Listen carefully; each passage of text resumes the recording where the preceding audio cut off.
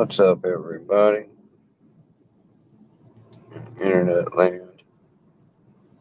Not sure if I can even get the chat going here. Let's see. YouTube chat will pop up. I don't have great signal where I'm at because I'm not back at the house yet. Running a little behind, but I'm on the way right now. So that's why we're in vertical, and that's why I'm in the car. It's all good though. I've always got some picks and locks with me, so we can do some playing around before I get there. And then I'll have everything set up and going the usual way, even if I got to restart once we get there.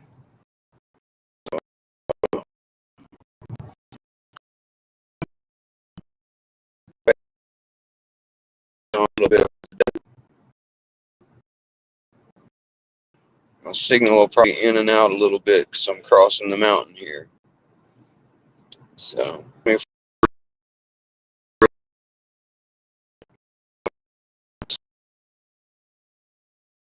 I'm down here. So just wanted to pop up and make sure I told everybody what was going on, because I'm never still out here this late in the day. Here we are. So I know that the stream is going to be in to look into the house.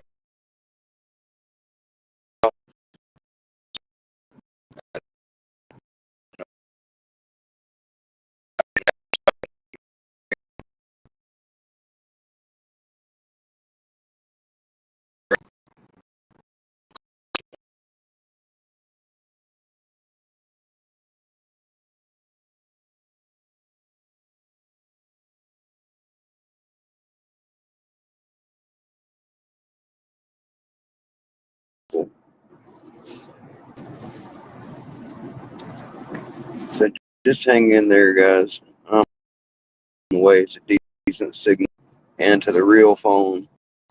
We'll have the real phone and decent signal back soon. Oh, that's what's up, Nico. I'm always down for a good Harbor Freight deal and some good locks. Sorry for my signal going in and out, guys. I'm just approaching the crappiest zone of crossing the mountain, so you'll probably lose me again here in a second. But when I come out the other end, I'll have full 5G signal and all that. And when we get back to the house, I'll have all the good Wi-Fi and flipped camera action and all that good stuff. I would have pushed it back to 7:30 if I could, but once I set it from about a half a day earlier, I try not to have to do such things. Let's see what we've got to play around with us today. Oh, I brought a few things with me today, but I appreciate everybody coming and showing up. Please remember to hit the like button. And as I said, I may lose signal here for a minute on the way to the house right now, guys. So just bear with me. I'll have a nice, full, super long ass show as usual once we get there. Thanks, Nico. I appreciate your support. Like I said, we are on the way home now, so about 15 or 20 minutes, I'll actually be back at the lab, and we'll do this the right way. I've never had to do it on the road, but fortunately, I've got Mountain Mix Man Person Fun with me, so we got some locks with us. Not a problem there. And of course, I've got some picks with me. A few different things with me, at least. Brought this little RB lock and this pack lock, neither of which I've opened yet, so that'll be plenty of picking for 20 minutes worth if I have the signal for us. Let's see here. Let's go ahead and put the dog pack symbol up for everybody. Dog pack's been going really well. Hanging out, talking to everybody in there. You like the Honda hat? Yeah, Honda's hats and their vehicles last forever. I love it too, Nico. Thanks for noticing. I wish my job with them had lasted.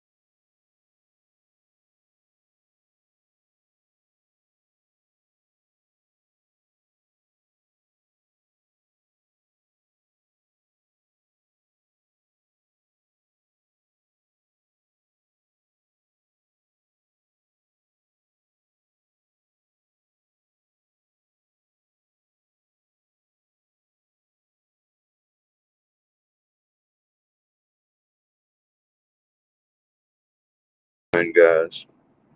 Sorry, we're in and out crossing the mountain here. I should have signal enough to stay live once we get through this last few minutes here, guys. It's just right at the foot of the mountain. It's such bad signal that I lose signal altogether. But I think we're going to have good enough signal to stay live till I get home now.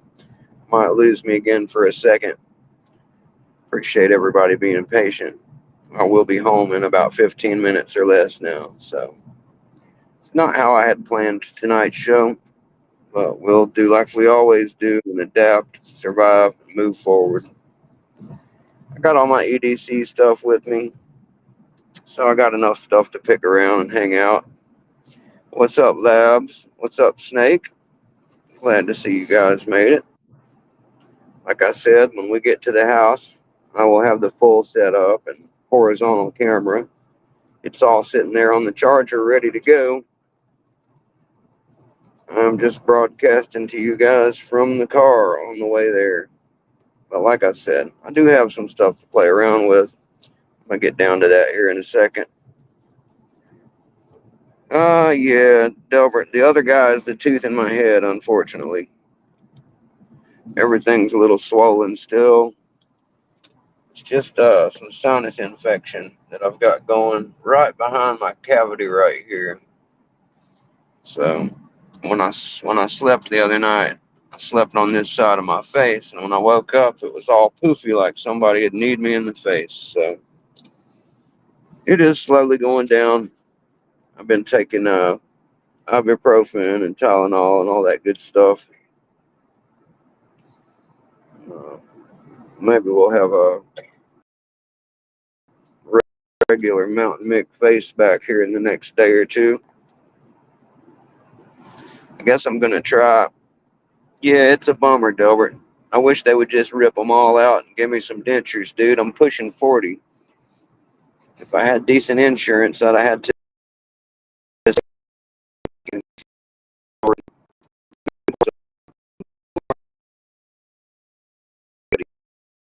You won't be in this situation.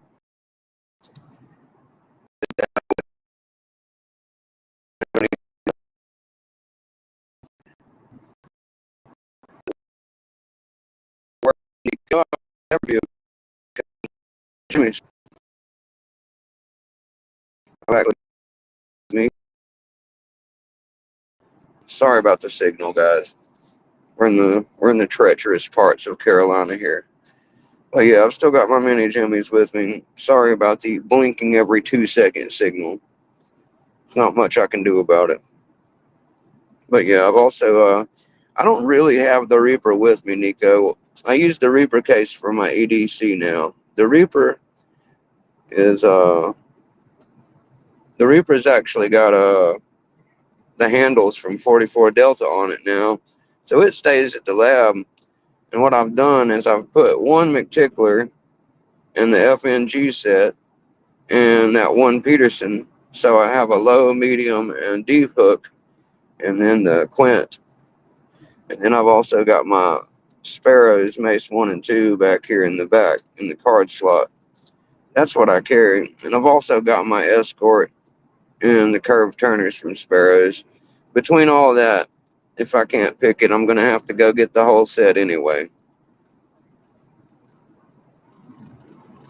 But all of it conveniently fits in my pockets or my man purse pretty easily.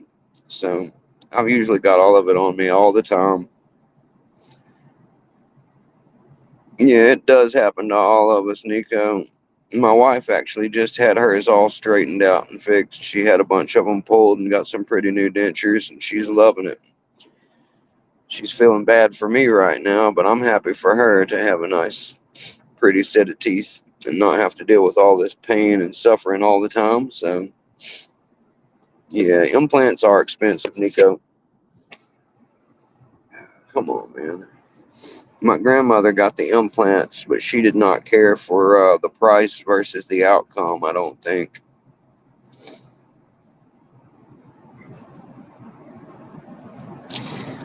Yeah, Nico, a lot of people do. I'm putting it up for everybody to see here, guys. Nico says, I haven't received them yet. I haven't heard people complain about them being short picks And I'm most excited about the Jimmy Long double picks you showed me. I got the black and red handles.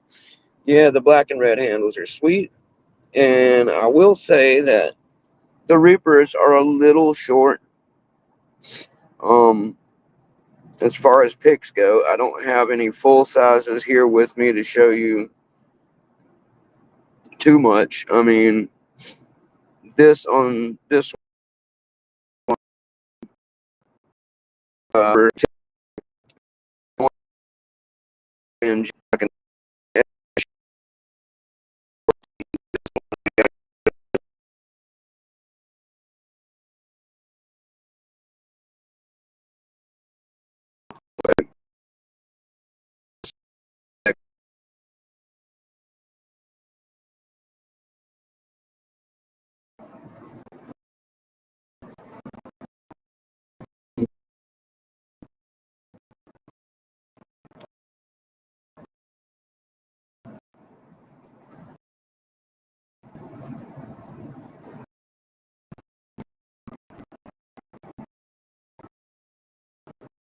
it's good to know.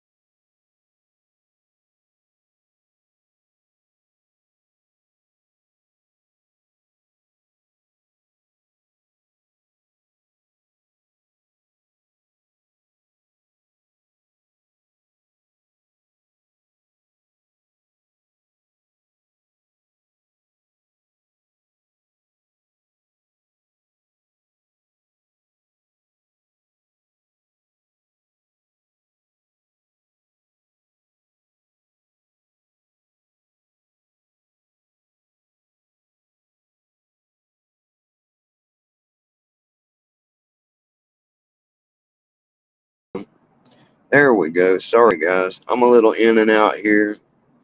We're getting closer to the lab, so I'll have full-blown Wi-Fi and a real camera here for you guys in a minute. Thanks for your patience. I'm not the one driving vehicles and stuff, so I'm not really in charge of when I'm where in my life right now. One of the primary reasons I'm ready to fucking leave. Being in the sticks with no transportation sucks, guys.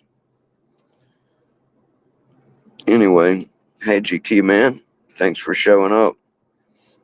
Try to excuse my audio-visual nightmare here. I'm almost back to my lock lab where we can do this properly. I kind of figured I'd be back by 6:30 because usually I am, but took a little longer to get things done today, so here we are. And I'm probably about another 10 minutes or so from the house, guys, so just bear with me. I'm going to try and pick around on this little RB brass lock that Neil in the UK sent me. I have not picked. I take that back. I think I did pick this one once when I very first got it in from him. But anyway, I brought it to pick around with, and I brought my Packlock 100A to pick around with today. And I've got all my EDC stuff with me, so I don't have my full kit, but I've got plenty of stuff to play with till we get to the house. So we will be there momentarily. Hey, Conky, what's up, brother? We're doing the show from the road today. I think I've passed the dead zone, so I shouldn't be losing you guys again. We should have whatever form of signal we have now, we should have all the way to the house. It'll actually be getting stronger here in a little bit. I'll be in full 5G. I don't know how crappy the camera's looking in this phone, is this phone is the crappy one. I usually use the other one for you guys, but I didn't have it with me, and even if I did, it wouldn't work because it is not made for this. It is on Wi-Fi only. So the best bet I had was to jump on here and stream to you guys for about 20-25 minutes on what I have with me, and that was the only way I was going to be able to. So here I am. We're doing our thing mobile, and we're going to do the best we can until I get to the lab here in a minute, guys. Sorry about the crummy in and out at the beginning. I just wanted to make sure I was here for my own party instead of leaving you guys wondering what the hell's going on. So here I am. And I did, like I said, bring some stuff.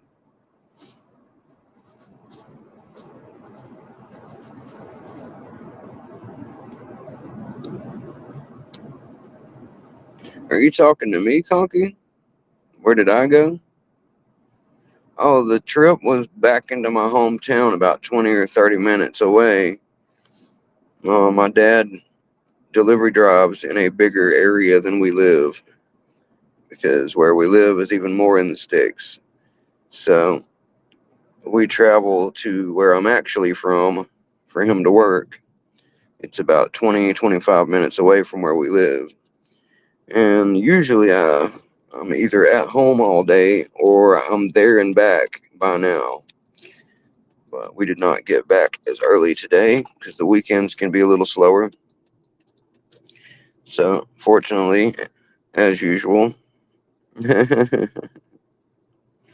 whatever works for you, man. First of all, I'm not driving. Second of all, if I was smoking a crack pipe, then I would have your mom sitting here on my lap. Moving along, I did bring some locks to play around with and pick on. And I will have some better camera and all that for the people who are here very shortly.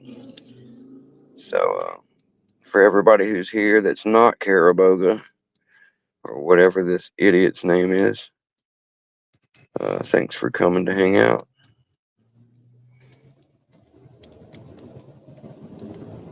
Hey, Mark Carter.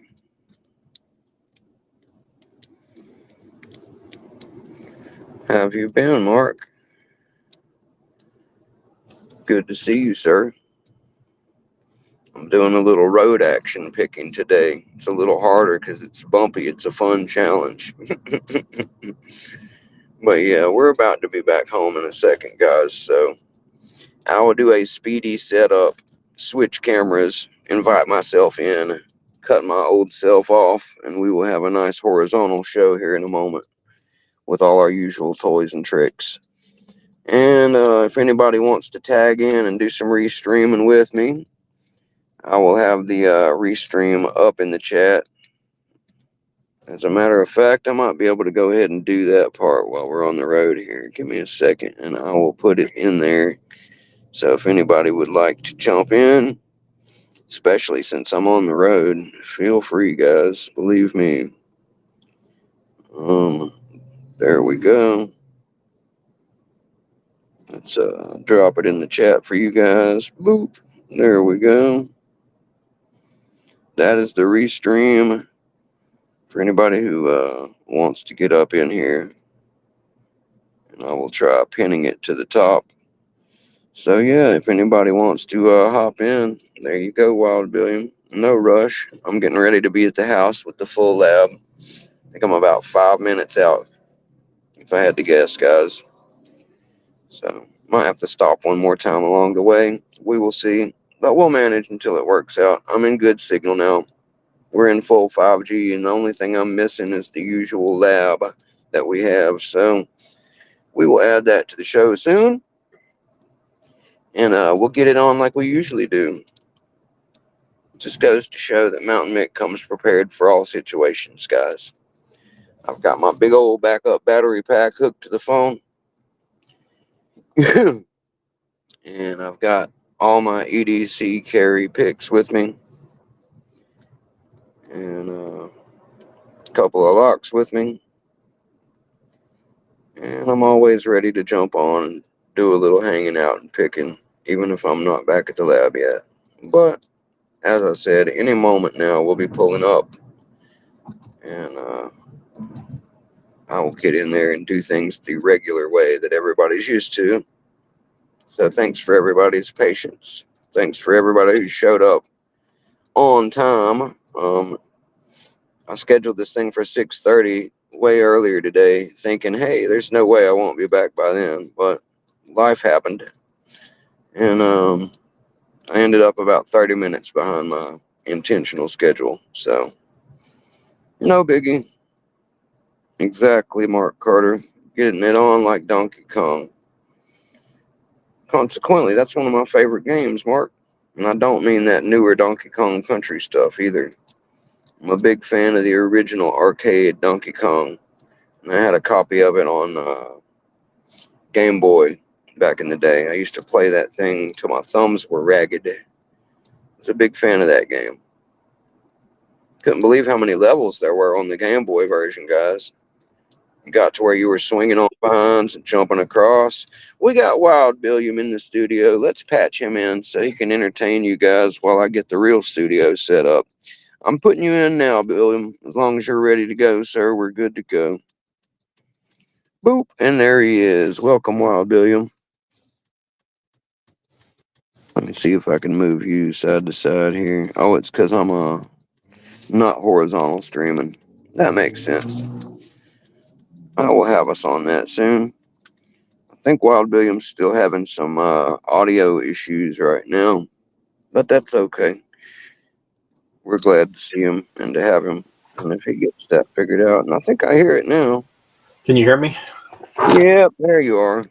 There we go. Welcome, sir. Hello, hello.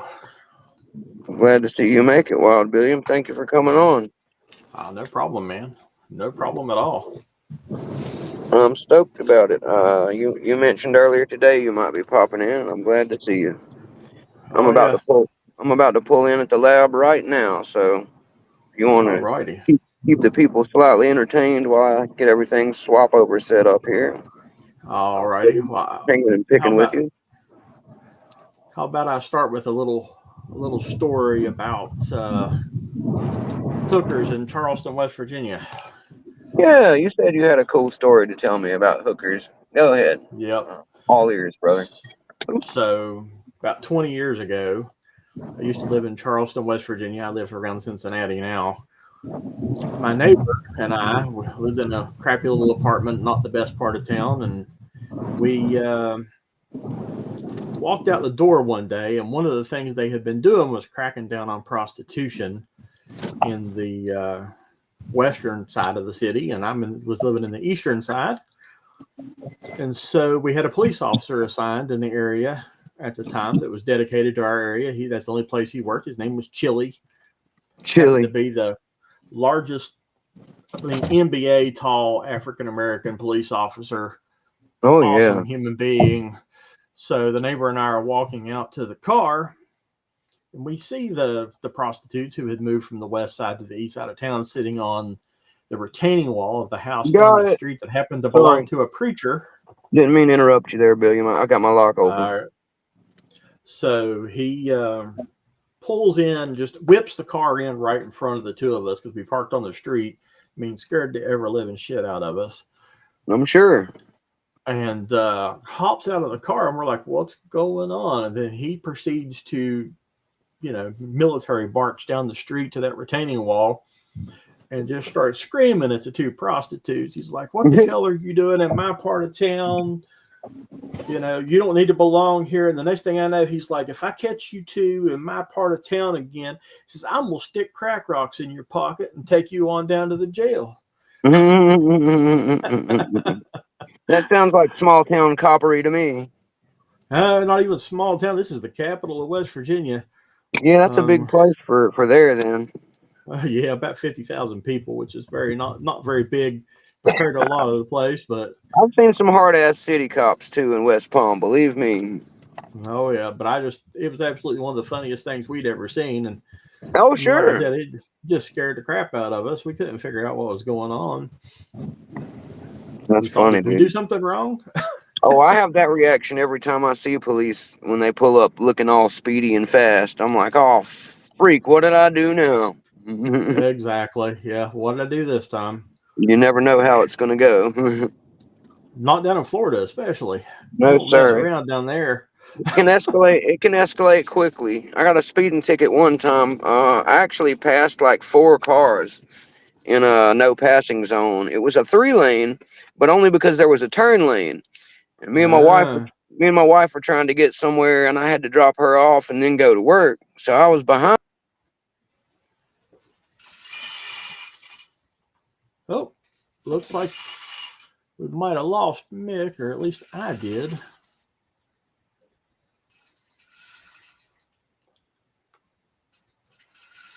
Well, folks, hopefully he gets back on here in a second if I'm the one that's talking now.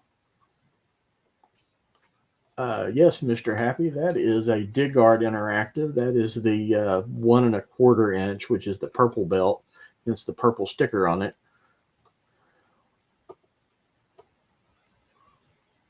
And this thing is absolutely kicking my behind right now.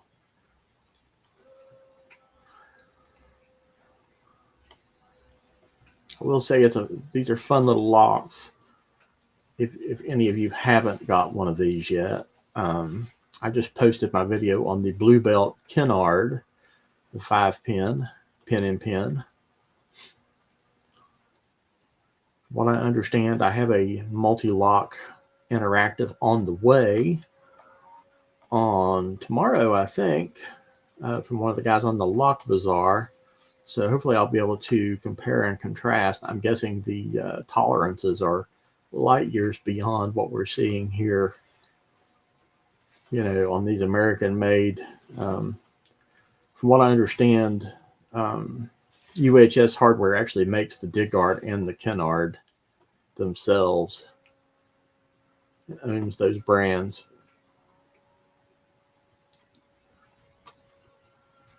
I can get, for some reason, I cannot get all these pins to set. They set really funny. I was playing around with this before we got on the live in the middle of waiting on a video to render, but I just posted. And it doesn't feel like any of the pins are actually binding. I've got one pin bound. I think I've got it picked. This thing is apparently full of spools. And that interactive element on pin 2 is a crazy high lift. So I'm going to try this bare bones flag and see if I can get up underneath it and just kind of lift the whole thing, pins and all. There we go.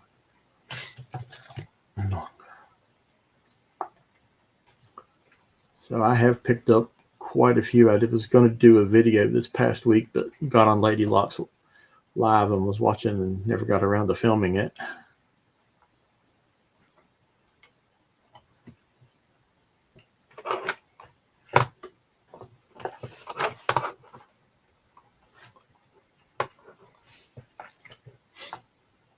Hopefully you can all still hear me. I'm not 100% sure.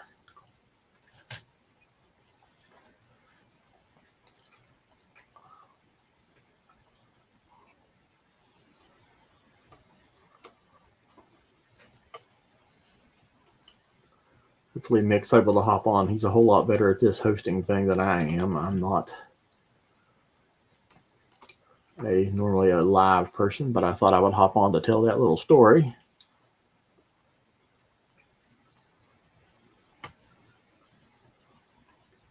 We had some crazy times in that part of Charleston. My neighbor, who was a chef at the time and is now a tattoo artist. There we go. Mick, are you back, sir? Yeah, apparently when I switched over to Wi-Fi, it crashed my whole side of the stream. So sorry about that, guys. I'm about to swap phones here in a second, but thank you for hanging out, Wild Billiam. Yeah, no problem at all. I know how this can be. Yeah, I'm getting ready to plug us in on a horizontal feed here. Hopefully it'll let me swap it. Actually, it might not since we're already mid-feed, but at least I'll get to switch to the real camera. So that'll work. Yeah.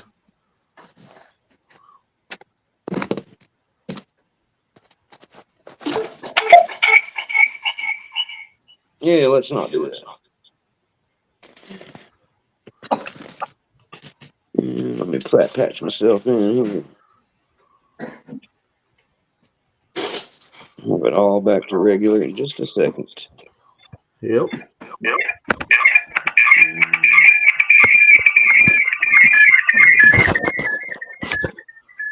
Sorry, guys, I'm working to kill that. There we go. There we go. Sorry about that, folks. Technical difficulties in live TV.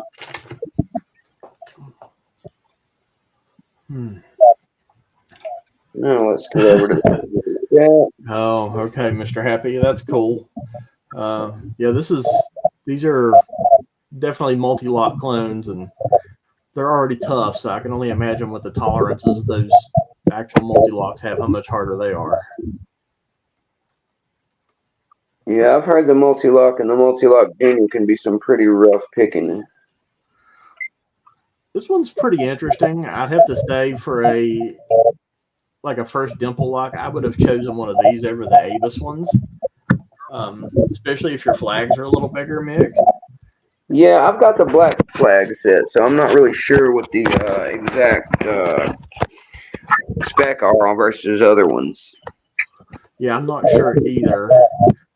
I have the bare bones set, then I've got the multi-pick flags that I got from Lockpicker's bench. I was told the bones were a little big for the Avis by somebody. Maybe it was you. Oh man, just to kind of compare, let's see if I can get it to zoom correctly. Let me flip over to my app that lets me change my focus here. Sure, do you think, brother? I'm setting up all my regular lab stuff. Maybe I can get the light out of everybody's eyes at least. Sorry about that, guys. So, they're probably 1.5 times as thick as the multi-pick flags. Yeah, I see them now. Definitely. I didn't realize there was such a big difference between them until just now. I'd heard it before. Yeah, I'm gonna guess the bare bones are probably on par with the thickness of the the Huck and the Goso flags. Let me grab get from China. I don't know what other. I'm sure me and you have some pick or something around that's the same size as each other. I can pull out my black flags and hold it beside something we both own, and you can kind of get a better idea. If you got a Genesis flag, I've got the 25 thou. I got the FNG. It should be the same. Yeah. Okay.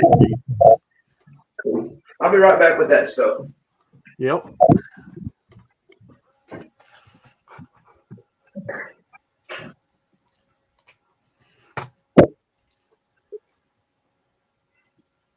I think GK man, I think that's Mick switching phones is causing the problem. Not me.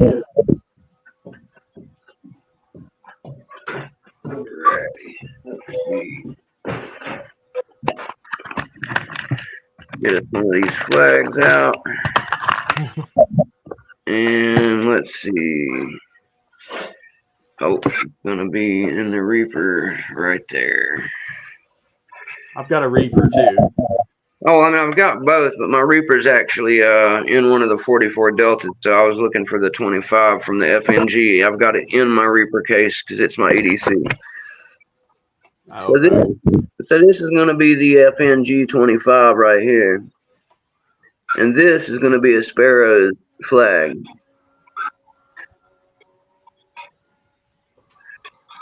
I would say it's honestly a little smaller than the FNG 25 as far as sizing goes. Let me put something behind them so you guys can see them a little better.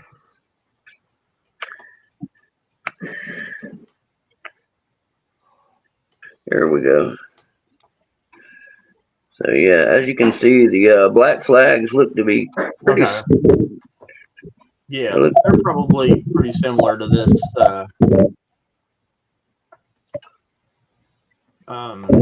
multi-pick. I'm probably a little bit thicker, but not much. Especially compared to those bare bones. Those bare bones are pretty big.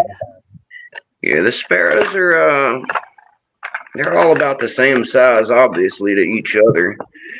I mean, you know, they've got different shapes on the flags themselves, but here's a couple other ones. Yeah, You guys can kind of see, and yeah, they're pretty thin actual flag pieces. I would say it's probably maybe half or even smaller than the size of a toothpick diameter wise. They're itty bitty compared to. Yeah, they're probably about the same size as these multi-picks then. I hope so, because that'll make them most useful for me. Yeah, I mean, I could probably thin the bare bones down a little bit if I had a bench grinder. The handle, like good wheel on it. I could really comfy.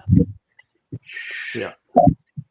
They look like they've got a really comfy handle, but I didn't realize the flag pieces themselves were that big. Yeah, the shafts on them are pretty big. I gotta grab just a couple more things and I'll be ready here, guys. I thought we were going to be back about 5:30 or 6, and we didn't make it back until 7, so I'm a little behind here, guys. Such is life.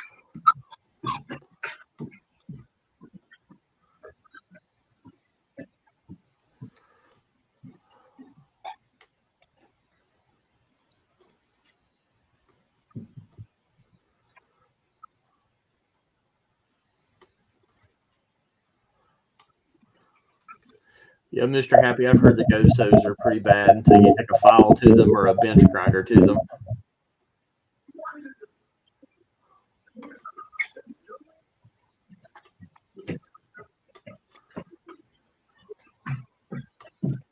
All right. Let me get a couple more locks to play around with. I think I might even give this hard body pack lock a try while we're live tonight when I get to the hard lock of the night portion. Yeah. Yeah, the lotto one. Color. Yeah, it's a brown one. The funny thing about that, my friend actually ordered a blue one, and I guess Packlock read the order wrong and sent me a brown one, but I didn't care, you know. It could have been any color, and I'd have been fine with it. So yeah, it makes some cool colors. Yeah, they definitely do.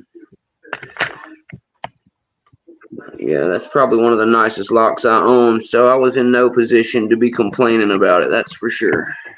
Yeah. So, Mr. Happy, I am using the number 4 flag, the multi-pick.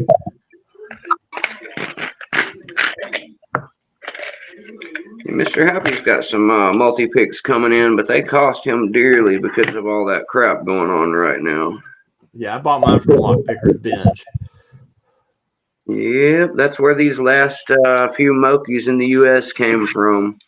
My buddy Classic Stang got me the literal last Gold Digger set in America, and they didn't actually say they had these green handles. They had to sell him the black ones.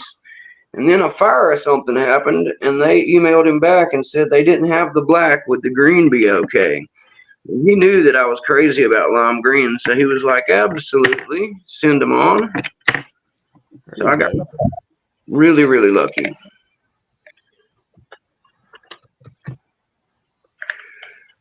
And I'm almost set up, guys.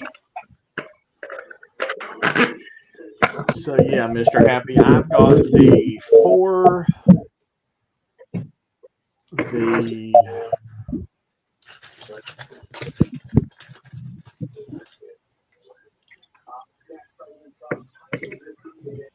the 5, the 11, and the 10, which are the ones the Lockpicker's bench had in the community handles, the bigger handles. So if you got the smaller handles, here's kind of what you're looking at for handles. These are the community, the bigger ones. I'm not sure if he got any. He didn't say he ordered any this time, but he might have already had some. So I'm not sure what he's working with there. Ah, okay. I know he's got handles, but they may not be multi-pick. I'm not really sure. I have to ask you, Mr. Happy. I know you can use a lot of people use a pin vise handle for like machining and put a tip in those. I was thinking an X-Acto knife might even work for that type of thing. Might. I don't know if it fits in that or not. I've seen people use it before, like a Southord pick pin, if you file the picks down there, but I'm not sure if it'll work with the flag or not. It might not be secure enough for something round like that. Yeah, he says he has a pin vise in the chat. So, okay. Now I know UHS Hardware sells the dimple flags from multi-pick too. I have heard that recently. They UHS has several multi-pick things because I was looking at places to get one of those really nice black lab mats, lab pins. Yeah. I really like that black mat. And what I'm wanting to do is get a Sparrows mat, a lab mat, and a Belmont mat from Lockjaw and have like a 3-mat setup wide and do like a command center type setup basically. Yeah. I've got a card set up from CLK when my gift card finally comes in. I'm going to get 2 of their lock boss mats. Nice. And I'm probably going to I'll probably give one of them away, and then I'm going to get a couple of other mats just to have some different stuff for different situations. Oh, yeah, that's why I want 3. I want one for my vice, one for picking on the show, and one for a challenge lock build area. Yeah, that would be good. Yeah, that's what I'm going for, just to have different workstations. All right, let me grab my camera pod, and I'll be all set. All right. And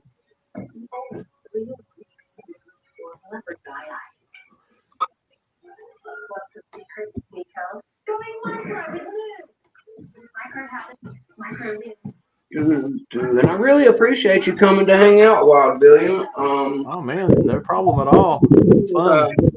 Not only was I already looking forward to having you on because we're buddies and I haven't had you on yet, you really kind of saved my bacon today since I was a little behind here. So I appreciate it, man. Yeah, no problem at all. When I saw you were running behind and you were going to pull the restream up, I thought, well, that's the perfect opportunity to hop on for a few minutes.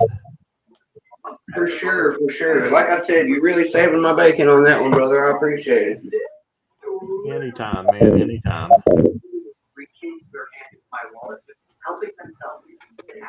I like having no surprises. And the spectrum, that's it. All right. About everything I need here. Renovation, keep innovating. With the vast permanent solution. Yeah, there you go, Mr. Happy. That would be a good thing to do. I've got an Amazon wish list for building disc detainer picks.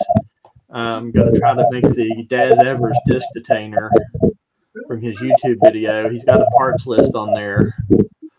And I might buy some extra ejector pins just to use to make some tools.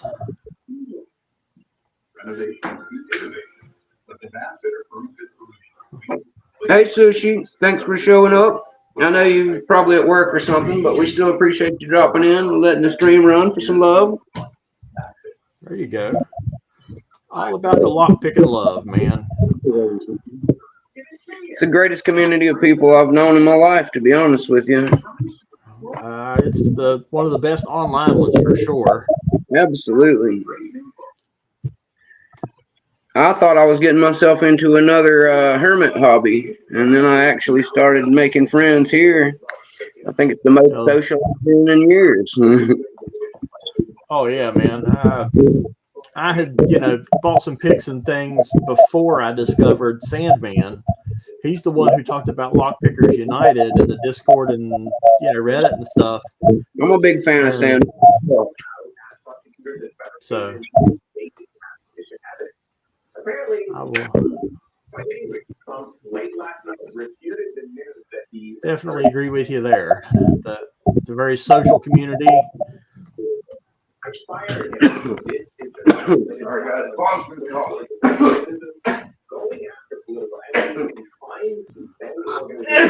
That's better. Sorry, guys. Had to take a quick pause for the cause. Now we're ready to rock and roll. Camera set up here. Flip it around. And if anybody else decides to join us, please let me know in the chat, because I don't constantly monitor the one where we add people in. So if you jump in there, don't let me strand you in the waiting room forever. Let us know so I can plug you in.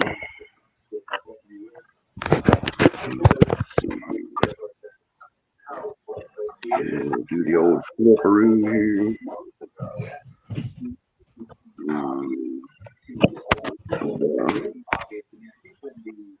Oops, that's the wrong button. To the back.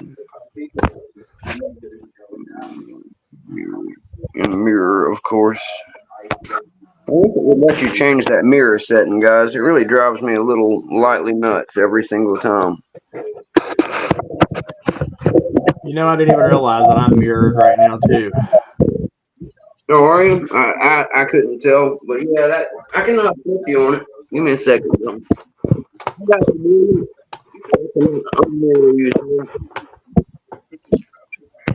Let's get this button to work. There we go. There you are, sir. You should be unmirrored now. Yep. Where did I go? Let's turn that back on. There we go. That's better. That stuff messes with my reading, man. I don't like reading backwards. Yeah. Well, that's the problem. I was lifting stuff up to the camera and didn't even realize that, I'm like trying to angle it into the camera and it's backwards.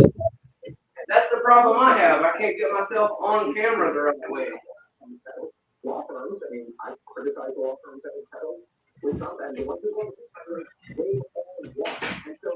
It's like when you're playing a shooter game and you've got the inverted one, but you're used to the regular stuff. You start aiming at the sky instead of the people, or aiming at your foot.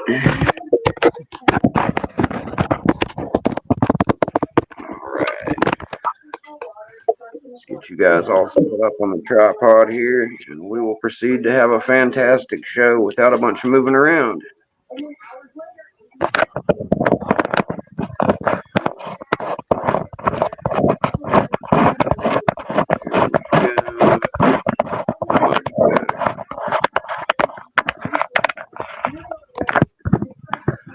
Move you back a little, and aim you down, and we'll be all set.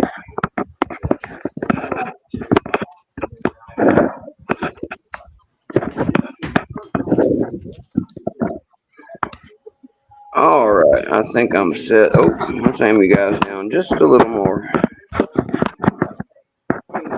That's better. Vertical doesn't work the same. Sorry, guys. There we go. We can do this properly.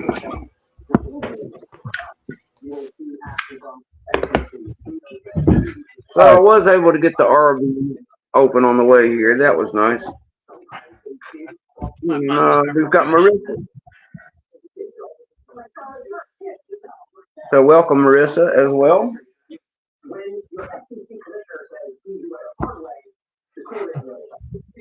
We'll continue to start as usual on some of my easier silly locks, and then we will work our way up. And I believe at the end today, I'm going to try this Pack Lock 90A Pro that's not the Lotto version. I feel like it's going to want me to work for it. It'll be the one that opens because I'll have to gut it. And because I'll have to gut it, it'll open. Absolutely. You know how that goes. Only reason I'm 410. Yeah, the only reason I've been picking that 410 is to get out of gutting it, and I've had to gut so many greens lately that I keep opening, trying to build my way up to it, that I got a crazy feeling all of a sudden that if I pick the hard body one and have to gut it if it opens, that it might actually open. So we're gonna try that at the end.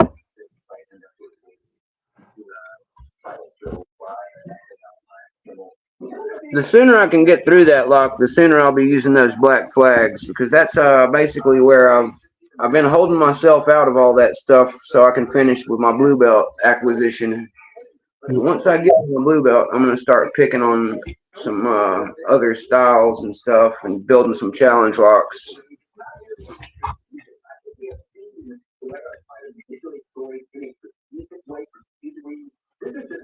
Just trying to pace myself.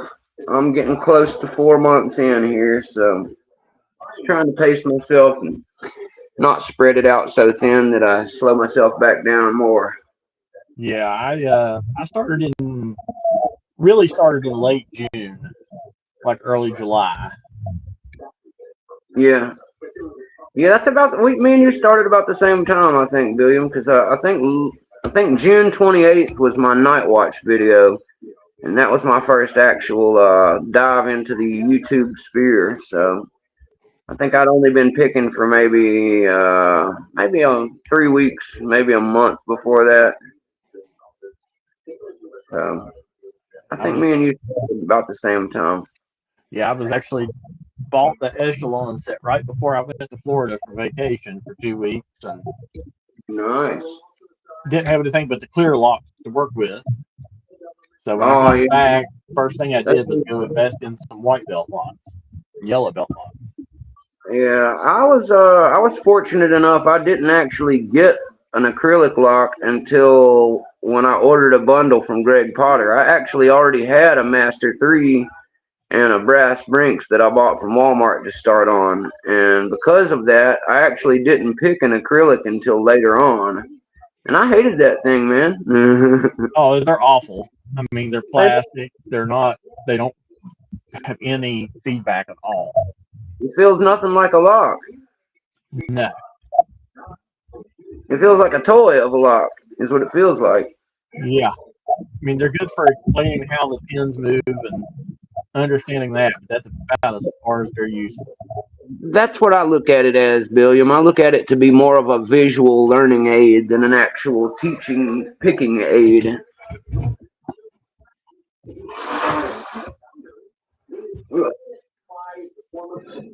Although I will say the ones that the Welsh lockpicker is giving away in his giveaway are a much better quality. It seems like they're brass on the inside. Yeah, the one I've got's an FNG one, and I gotta say I've seen some of those ones that people buy from eBay. They look even worse. Oh, this came from Amazon and it was junk. Yeah, It's that's what I'm the talking about.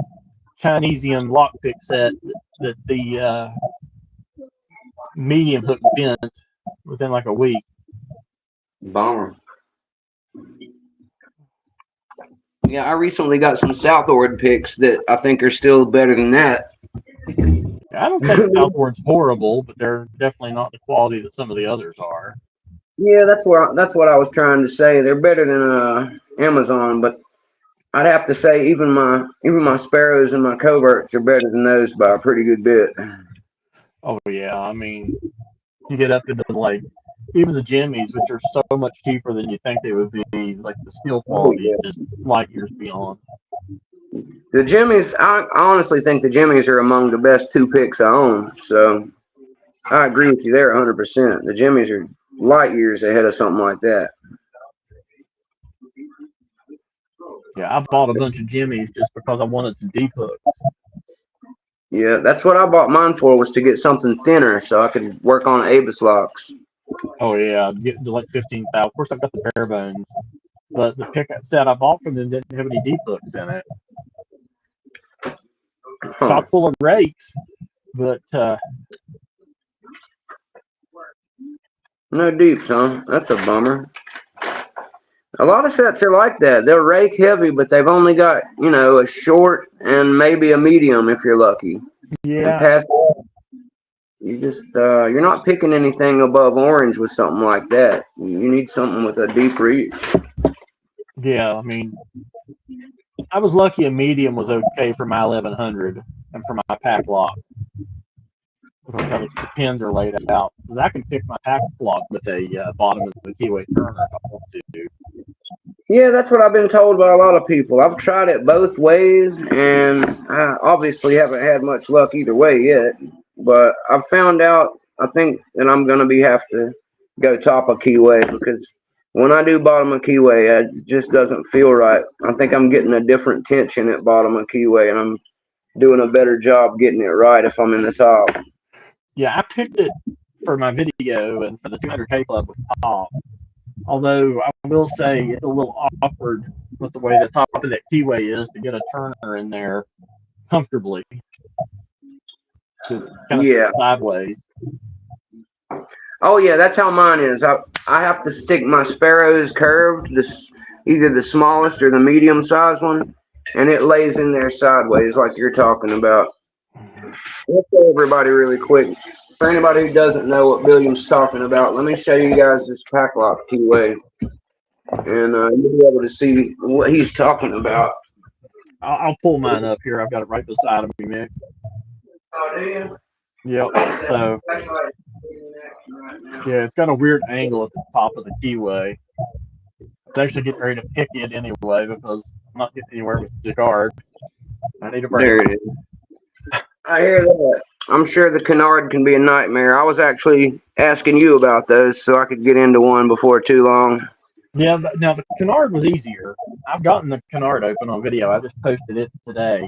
This is the Digard. It's a purple bell. Oh yeah, Glass pin with the interactive element. yeah. You showed me both of them. I was wanting to try both out at some point. You can probably get a better view of this thing than I can. But anyway, it's definitely got a little. It's got at the very top. It's got like a piece of warden that sticks out towards the left, and because of that thing, I'll show with my turner what we're talking about. I'm gonna be picking at this later here in a minute anyway. But I have to take the smallest one, and if it were truly straight up and down, it would be in there like this. It'd be in there like this if it was truly straight up and down. But I have to actually have it over stuck in. Oops, I flung that one. Let me try the next one up. I think it sits a little better in there.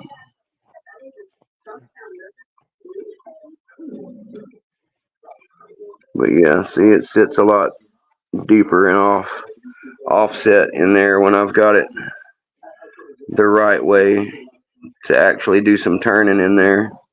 Nothing likes to grab it well though, if I'm honest. That's one of the problems I've been having with it, and why I was trying both top and bottom of keyway, because Yeah, I could never get a 40 thou top of the keyway fits in mine just fine. a double sided like this. Yeah, like the dog bone style head on them. So I'm trying Yeah, in my giant that pile of turners here. yeah, that seems to work a little better for me too. I can go in top of the keyway up there with the FNG 40, and it actually sits pretty good in the little notch. So I think when we try it here in a minute, that might be what I give it a shot with. And I can try doing it in the bottom like you're talking about. I have to use the bigger side of the 40, but it will sit in there. It just doesn't seem to give me that springy feedback turn that I want. It just seems to be kind of jammed in there, and I don't know. It's probably doing enough to where it is working right. It just doesn't feel right to me for some reason. Yeah. And since it's all about feeling right for me to get it open, I just don't really dedicate a lot of time to one when I can't get my turner happy.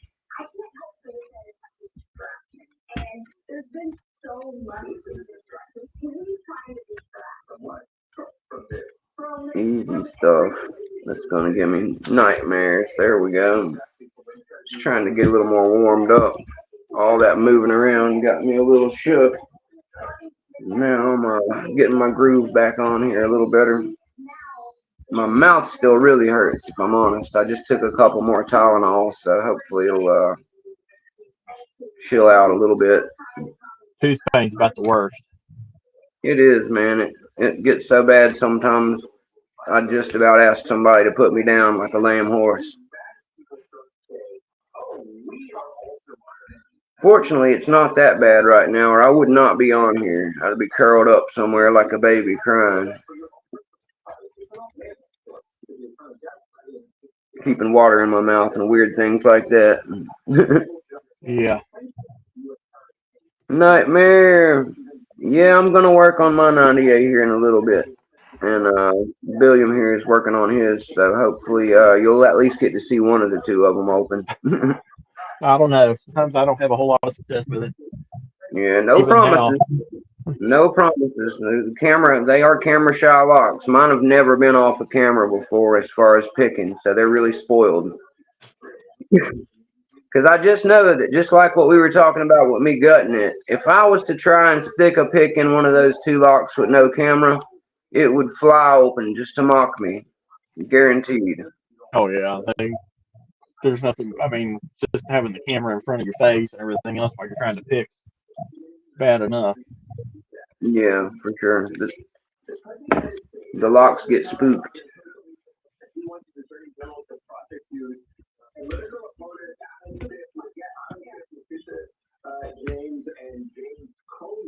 And I think my springs are starting to get worn out from where I picked it so many times. Yeah, I've got a few of them that I feel the same way about. Yeah, Mr. Happy, I've heard that before as well. I don't have any clove here at the moment. I'd have to get some clove cigarettes or something too. That's the only way. Maybe go to the grocery store and buy some. But it does work from what I've heard. I've also heard chewing tobacco can help a little bit, but I haven't tried that. I haven't tried either. I've tried. I think Nico was telling me earlier that there's a purple mouthwash that does a good job with that. I have used Oragel before, but Oragel only does so much, guys. Yeah, if you can't get it down inside, it doesn't do much good anyway. Exactly. At that point, what you need is some antibiotics, man. Yep. If you can't get the inflammation going, it's time to go get some moxicillin from somebody. There we go. My goodness.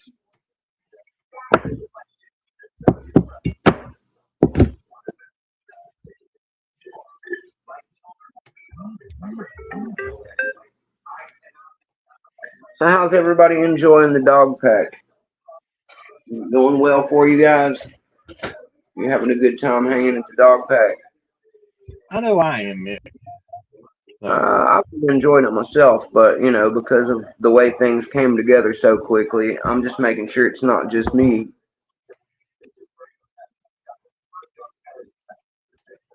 I think something really cool is happening over there, though. So I'm definitely not personally responsible for it, by no means, but I'm happy to be part of it.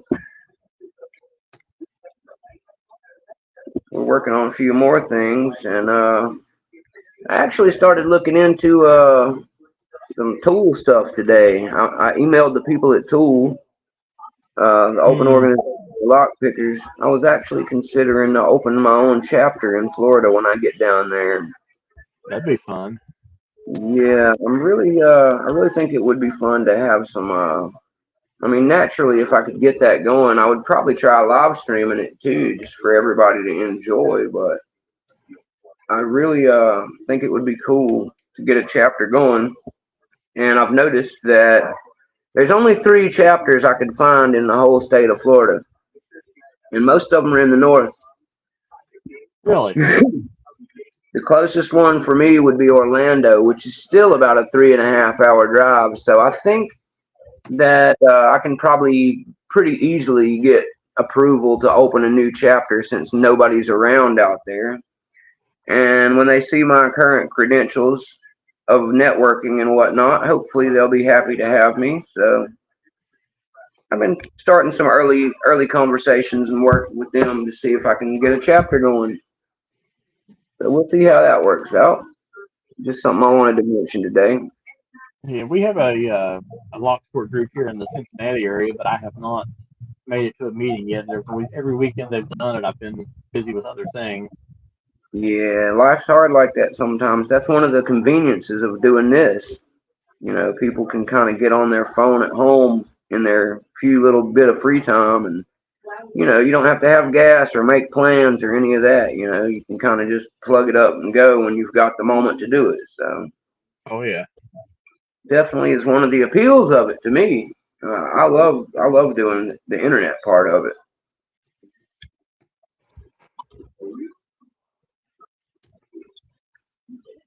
After learning to have to work remotely from home and do COVID stuff, I think people suddenly realized we could have fun at home too. Oh yeah, man. I started playing D&D during the pandemic on Discord. You're gonna have to teach me and get me in there, Wild Billiam. I just got some really cool D&D dice from Labs the other day. He sent me some really cool lime green ones to match all my stuff. And I was already telling you and him that I've always been into fantasy and reading and comics and that type of thing and video games, but I'd never got a chance to play any D&D growing up. So I'm actually interested in checking that out. So maybe I'll have to get up with you and see if you can teach me the ways of D&D a little bit, because I used to play chess and I know absolutely nothing about card playing. The only cards I've ever played were poker and stuff like that. So Yeah. I really have no clue. I really honestly have no clue. I'm as plebeian as it gets when it comes to D&D. Yeah. I started. So I have a cousin that introduced me to what they call tabletop role playing in junior high. He moved from California to West Virginia, Okay, and so he's the one who got us all started. right. So everybody in Cali was playing and he moved and didn't have friends to play with anymore, huh? Exactly. Well, that's kind of the whole point of me trying to set up a chapter doing some lock sport in Florida. It's a massive area, but I see that it is an unclaimed area. So I'm thinking to myself, time to plant the flag, baby. There you go. I mean, that's what Sandman did with Lockpickers United. I mean, he started that chapter in Well, Austin. I'll have to say that's one of my inspirations for it, Wild Billiam. I'm a big fan of him, and when I saw how much he had grown his group there, I was like, holy crap, why is nobody doing this around me right now? Which I'm in Carolina, and Raleigh has some places, but my point was when I looked it up in West Palm, Florida, I was like, holy crap, how is there nothing down there? Yeah, you would think that's a pretty big area business-wise too, right? I mean, you have a lot of businesses and people that are, in the security field and things, but you just don't. Security is such a high industry there too. Like I've got a friend who works as armed security guard, and he's got his license to be a security guard and a concealed carry and all that. And down there, dude, there's always jobs for that. Like there is malls and gated communities and stuff everywhere. So if you're a security guard, move to Florida, man. There's jobs everywhere for that stuff down there. Yeah, I don't doubt that. I'm definitely not a security guard, so I'm more on the information security side of things. Yeah, I dig that too. I'm more into that part as well. I don't know as much of it, but I do enjoy doing like camera setups and the programming that goes along with security systems. I don't know as much as I'd like to about, but I've had some conversations with some real wizards like G Man, and I've always dug that stuff, IT work and computer coding. So I'm not good at any of it, but I've always been interested by it. Yeah, it's definitely its own skill set. I'm not on the technical side of it anymore these days. I ended up going into cars All that. when it was time for me to choose. I decided cars and motorcycles were what I wanted to play with, so I'm just now getting back around to other things. Nothing wrong with that.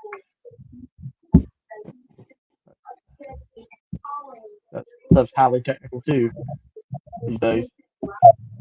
Oh yeah, Yeah, you can never. That's the thing. I can never be out of a job if, as long as I've got tools and I'm willing to go to work. There's usually a garage somewhere nearby hiring. Now, how long they keep me, that can vary. Some of them will keep me for years at a time, and others will replace me within about the same time that they're supposed to give me a raise. Yeah, that's the way they do you these days.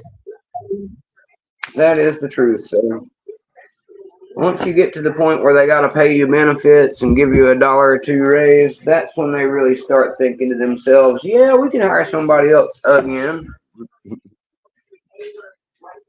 It's not That's even what better happens. than him; it's cheaper than him these days. Yeah, He's exactly. good, That's but all it really boils down to. The bad thing is, it puts me in this weird position where with some of them, I'd be like, I would pass on the raise if you would not fire me. yeah, no doubt. I'm, and it sucks to feel that way because I deserve the raise. You know what I mean? But Oh yeah, I mean, if you're working hard and stuff, you deserve the but money. I was absolutely grinding at Honda. I wanted to keep that job. It was my dream job, but because of the corporate greed of things and the summertime business coming to an end, they basically had hired me to do seasonal work and not told me that is what happened. Oh, that doesn't shock me. Yeah, garages are notorious for it.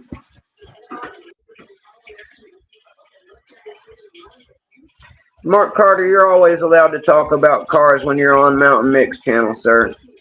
I love locks, but I was born to be a car guy, sir. You're okay. I promise. You can relate it all back to each other anyway. Cars are relatable to everything, guys. I can talk to plumbers and AC guys, lock guys, electricians, because I have to do all that stuff. That's one of the reasons I got into cars, because it's really like a who's who little, kind of like a sample platter of the trades. Oh yeah, You don't have to do as much of all of them, but you do have to do a little of all of them.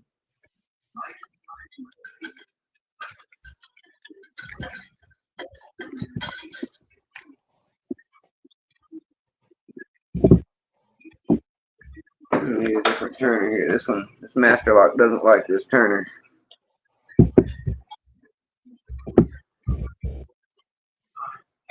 Oh well, we'll find another one to stick in it. Maybe it'll like it better. Let's see if it likes this one any better. I think you need more turns than you do picks sometimes. Oh, absolutely. Absolutely. I have more picks, but I honestly believe that having a good armada of turners is more important. If you only offered me like 12 tools or so, let me go ahead and do this, and I'll come back to this master. If I could only pick so many tools, let's see what it turns out to be. I would take my Reapers for sure, the entire turning set, and that's 6 pieces already. I would also take my Sparrow's curve turner set, the entire thing. That's another 6 pieces. So we're at 12 there. So if you Yeah, told me I could only have, if you told me I could only have 15 tools, I would. It doesn't matter which brand, but I would take basically all these turners I have laying in front of me here. I would take my Sparrow's, my Sparrow's low hook, and I'd probably take something like my FNG or my Reaper number 3 for the medium hook, and then I yeah, would probably take for a deep, I might take one of my SSDs or even like my Moki or Jimmy Long for a deep. yeah. I mean, That's a deep three, gem. 18 thou hooks probably good for 90% of lock. Yeah, basically, these are all going to be about 20 sizes, except for the one Sparrow's hook. But I could live with either one of these two deeps here. And I'm just trying to show a little love to everybody. Brands don't matter. I would be fine with just my Moki Gold Digger 3 Yeah. because it's a low and a medium and a high. I'd be fine with those three, but I was trying to include some of my cheaper picks, and for that reason, I'd be fine with the Reaper set as far as taking 2, 3, and 4, or 3, 4, and 5. And with my Sparrows, I would do the same kind of thing. I would take 3 out of 4 of the hooker set flats. Yeah, there you go. As long as you give me 3 flats, 1 of each depth, and they can fit in all the locks at about a 20. And then you give me my big pile of turners that I just pulled out here. I think I could live with just that as far as being minimalist as I possibly could, but still being spoiled with everything. Now, if I was going to get it down to truly like minimalist, I would take none of my flat bars at all or my curved ones, and I would take literally just the 3 double-ended from the Reaper. Yeah. Oh, yeah. Double-ended. Give you deep and short each. Yeah, exactly. If you give me a double-ended in all 3 sizes, I'm pretty well set up anyway. They don't always work the best top of keyway. That's why I've got all those flat bars that I pulled out to back them up. But I could get away with just those 3. And then I would still want at least a medium and a deep. I could probably get away without the low hook if I had to. But to really be well-rounded and trying to make it all work in one little kit, I think if I took my Reapers double-sided, or the Moki, I've got the Moki double-sideds too that came in with the Gold Digger. I could do either one of those sets. And pair it with, like I said, any deep, even if it was this Peterson. I don't like this one as much because it's round. Yeah. And because I'm not a huge fan of Peterson anyway, if I'm honest, but they're not bad. Yeah, I've got that one Peterson I got from Michael, the door lock tip guy, but that's the one I've got. It's not full tang. Yeah, even if it was, I don't think I'd want one, to be honest with you, dude. The handle for me and the size and everything is just, I don't know. Tiny. They're tiny. The price for what it is and the size of what it is just doesn't equate for me. You know, not when I can get a Jimmy Longs for way less, and it's a way better pick. Oh yeah, I mean, it's not even. It's night and day. Yeah, I mean, there's not even any comparing a Jimmy to a Peterson. Dude, there's not a Sparrows in this case that I wouldn't rather have than that Peterson pick. I promise you. Oh, I'd take my plain handled covert instruments over that Peterson. I would take this monkey paw right here with no handle on it. And you guys know I'm spoiled with handles, right? I would literally take my monkey paw over that pick. Just that. You give me just this monkey paw with no handle on it, and I would take it first in a choice between the two. Not that I, don't think it's better than a handful of crappy picks that I've seen and used a few of before, but honestly, I like my Sparrows better. Yeah, that's what I'm trying to say. If you offered it to me over something like a Clom set or something, I would probably I'd use the Peterson, but if I had to buy one of the two, I'd probably buy the Clom. You get more for your money. I'm a cheap bastard, man. I'd buy that Clom. I could polish it into something that I'd like. The Petersons would be stuck what they are, and I can't lower the price, so it is what it is there. We got Zoe the cat in the house, of course. Cat dog. Zoe. What's up, dude? And we've also got Rusty Spoon. What's up, Rusty? Thanks for dropping in, guys. We got me and Wild Billiam just doing a little picking and chilling here. We were just talking about Peterson pick versus other picks we've got, and making a minimalist as possible set out of the things we own. Like I said, I think if I had 3 double-sided turners and a medium and a deep, like if I was going to go all covert, let's just say, for example, all covert. If you give me the 3 and the 4 out of the Reaper and the 3 double-sided turners out of the Reaper, I could be totally happy picking with just that all day. Oh yeah, I'm liking No the Reaper. question. So Guy over on the Facebook sent me the number 2 Reaper, which is a flat hook, but Yeah, who'd you get it from? Guy Balls on Facebook. Oh, I remember. I saw that post. I'm sorry. Yeah, so he sent me that with some pins and stuff. I'm trying to make my look at that, son. Got that pack lock open finally. Get it. All right, Billiam. I'm gonna start picking on mine here in a second, and hopefully it'll kneel to my whims this time. Matter of fact, I think I'm gonna go ahead and get on into that.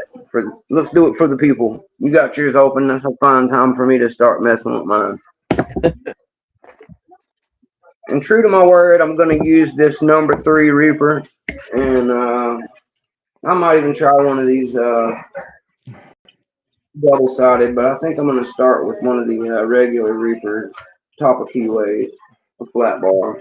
See if it'll fit in there right. Yeah, I don't think I've given. So I've been putting my Sparrows one in there, and it sits sideways. So yeah, I'm gonna play around with this 7440 Avis. all right, I've got Man, 2 of those. I haven't cannot opened get this thing open. You got the Yale keyway one too, don't you? Yes. Yeah, I got 2 of those monsters now, thanks to Troy. I had one, and it was already my bucket. It was already my naughty bucket locked from the first time I ever made a naughty bucket.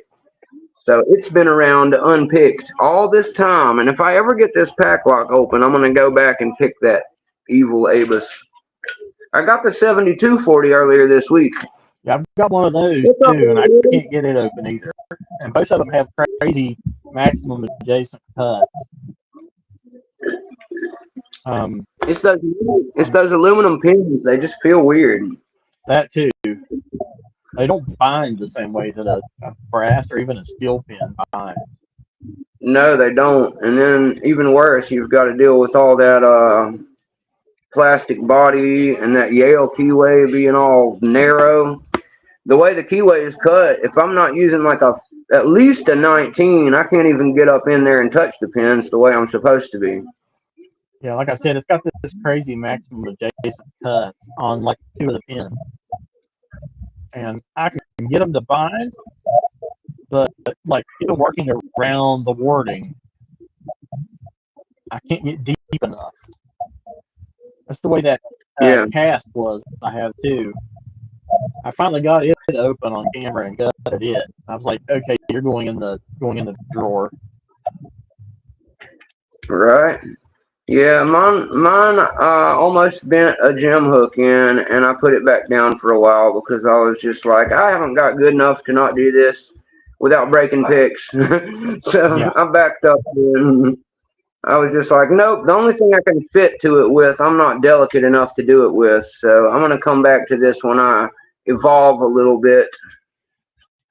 Yeah. Chuck Soup says, why do you never see anyone in the TV or movies raking when they go to pick a lock? That would make sense, wouldn't it? Because 90% of the locks they would show on those movies and TV you could rake open, and half the time you could pick them open.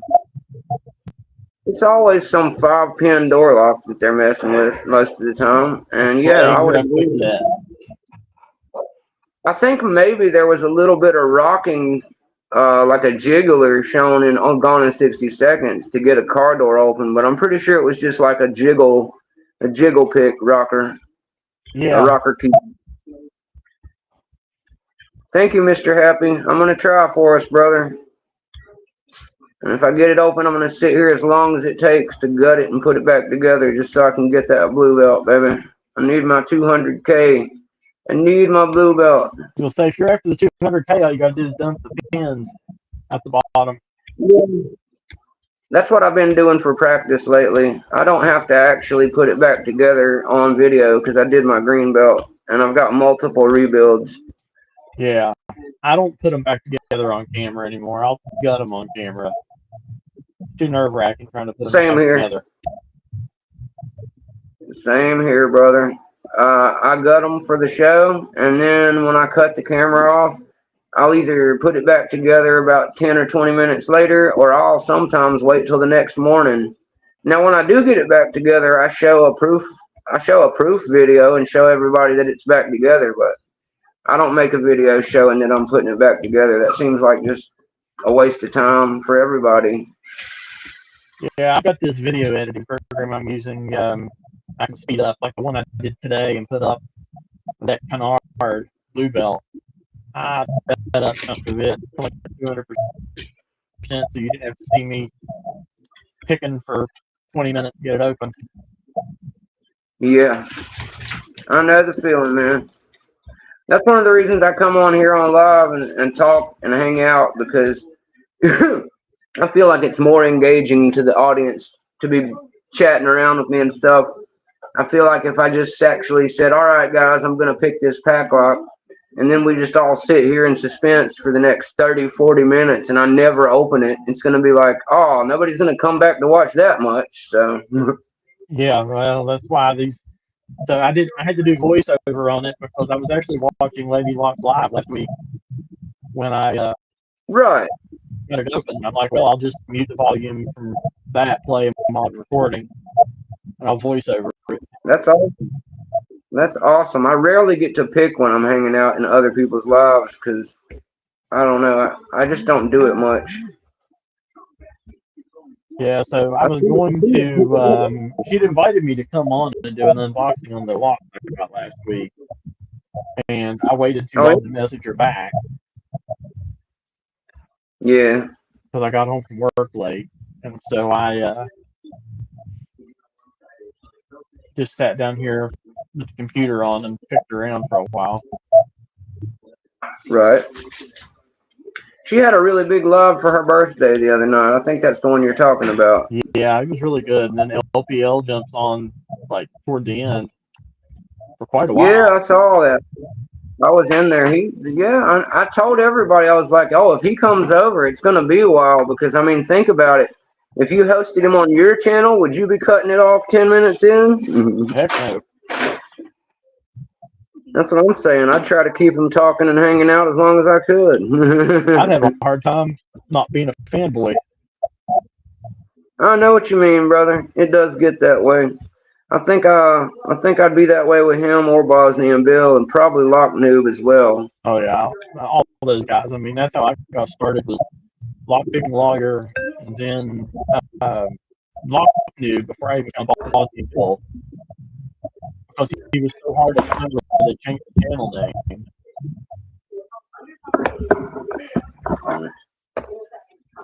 Give me a second, guys. Well, I've already put it down now, so I might as well. I'm gonna go find scissors, guys. Give me 2 seconds. I've been on this table for the last motherfucking years.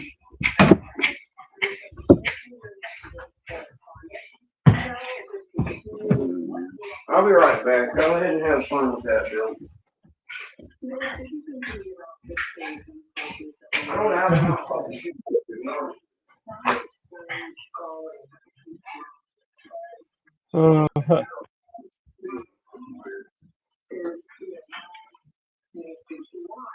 That's cool, Chuck. I remember watching all of those, but I don't remember seeing all the Southern Specialties out. Of course, I didn't know what Southern Specialties was at the time.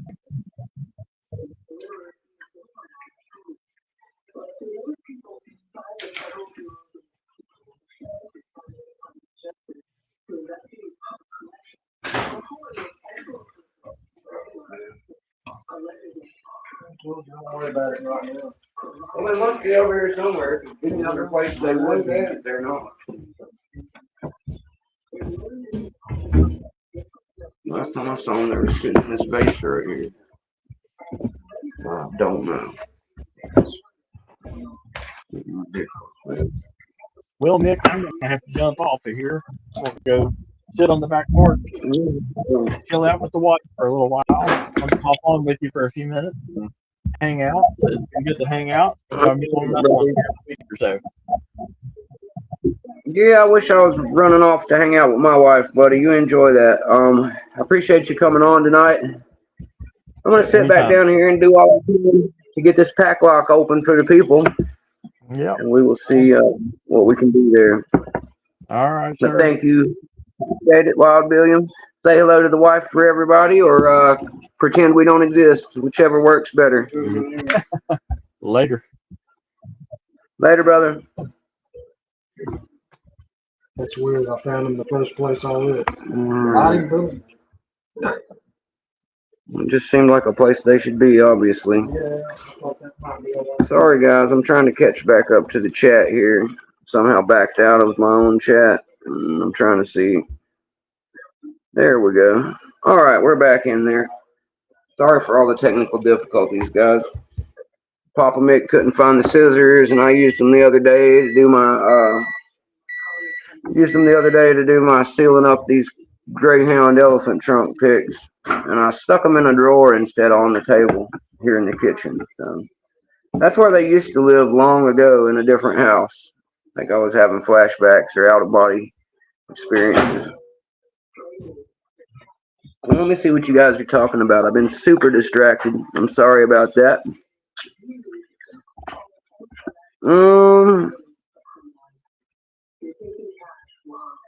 Let's see. 2 picks, 2 tension. 2 picks, no tensioner. I don't know about that. Chuck Soup might be able to pull that off, though. He's pretty good.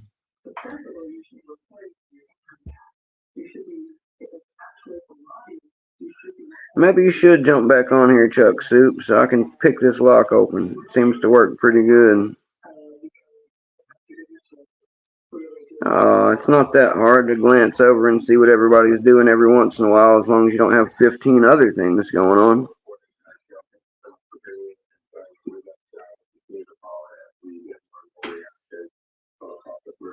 Is that how it works, Mark Carter? All I gotta do is say that I'm on a boat. On a boat. I haven't seen that skit in a long time, brother.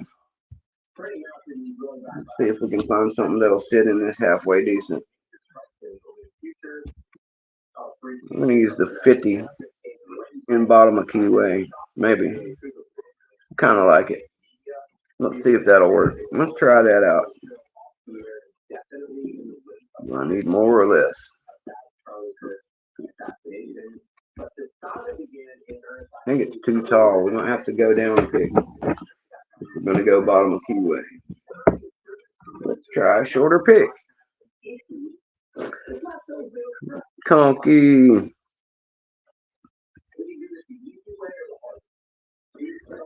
Yeah, Conky. Chuck Soup actually suggested recently that he come out with one of these mini modulars like this, but with a turner that would go into it or two. I think that was a cool idea. Chuck suggested it the other day in the dog pack, and I was thinking, man, that would be pretty cool. So, yeah, I'm going to put up the 250 sub giveaway sign for a little bit. 250 sub giveaway is still on, guys. Chuck Soup made some recent entries on the last live we had. And that was really cool of him to stop by and get some entries in while we were all hanging out. I even managed to get my 410 Lotto open while we were doing that segment. So it was a cool all-around hangout. Still not really finding the way I want to tension this thing, guys.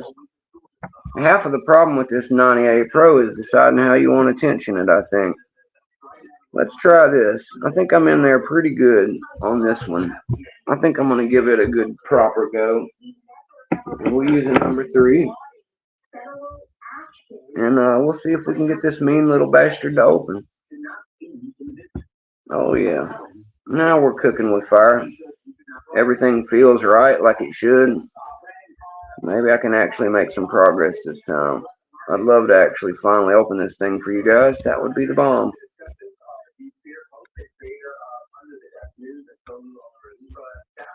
I've never seen somebody text in a heavy Minnesota accent, Mark Carter. Minnesota? When Mark text, it says Minnesota.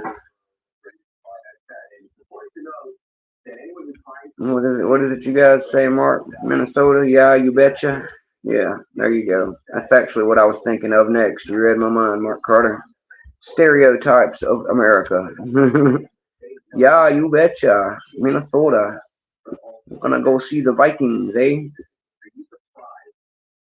Get some Molsons and hang out in the house. That's my Minnesota, guys. That's my crappy Minnesota impression.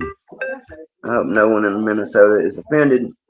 If you are, feel free to make fun of my Andy Griffith country bumpkin sounding voice until you feel better about yourself. Y'all. My Turkish friend says that I sound like a cowboy. I said, well, where I'm from is more of a chicken town, but we do have cows. I don't know about you guys. I'm from a chicken town.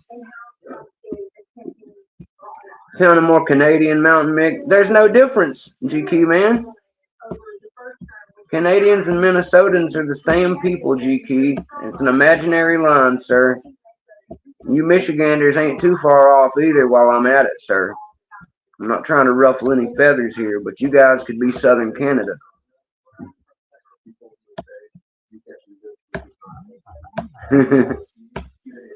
Just saying.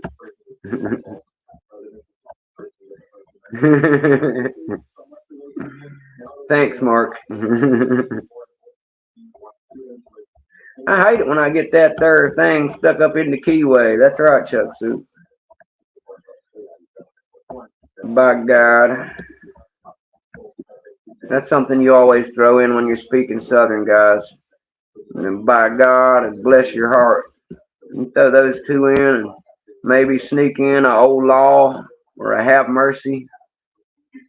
You'll be set. Nobody will even question it.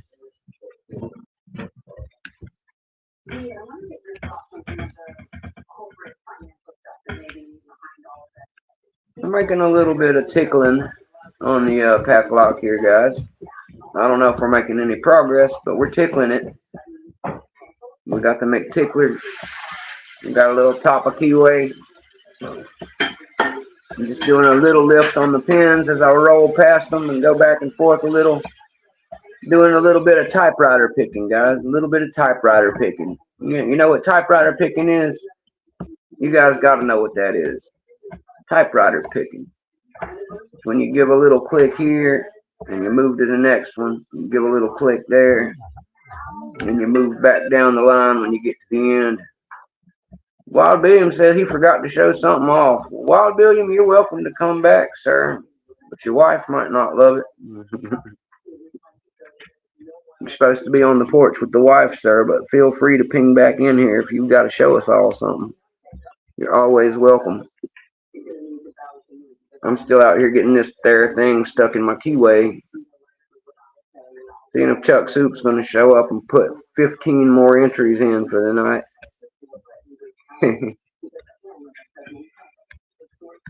Chuck was wearing them out last night, guys. I hope you guys got to see that. I appreciate him coming by for that. Exactly, Mark Carter. I don't need trolls. Heckling people you actually know is even more fun.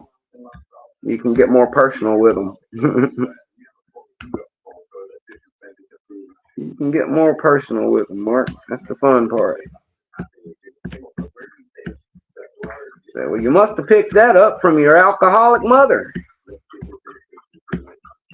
I think that was an old Foxworthy joke about how when you're married to somebody, that's when the fights escalate. You know all about each other.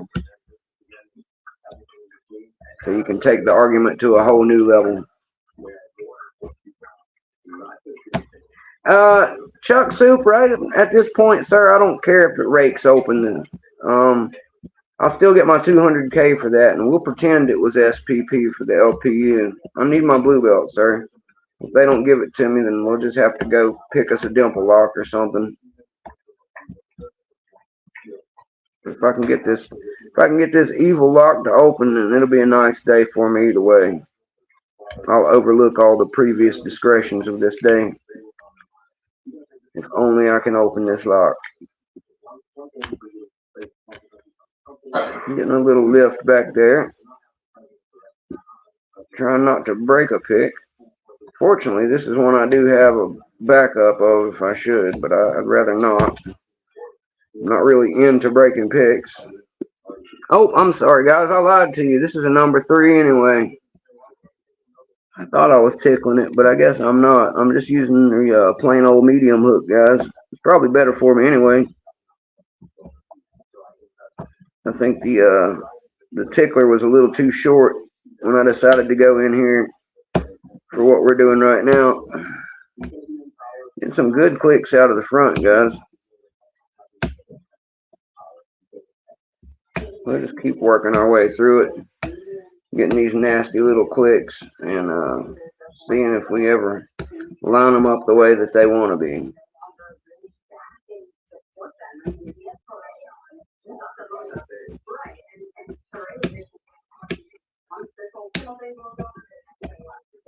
There we go.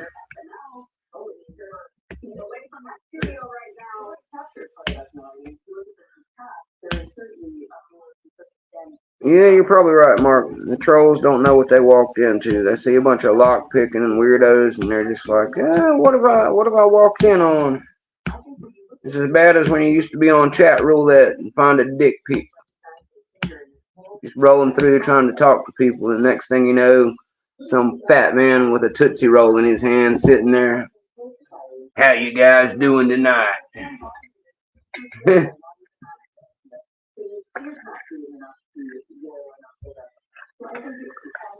Oh, Lord. Where did my lighter go? I had to move everything on this table about 5 times.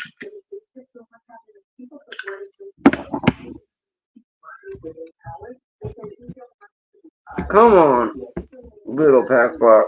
You can open. It's okay. The people want to see you pop your shackle for everyone tonight.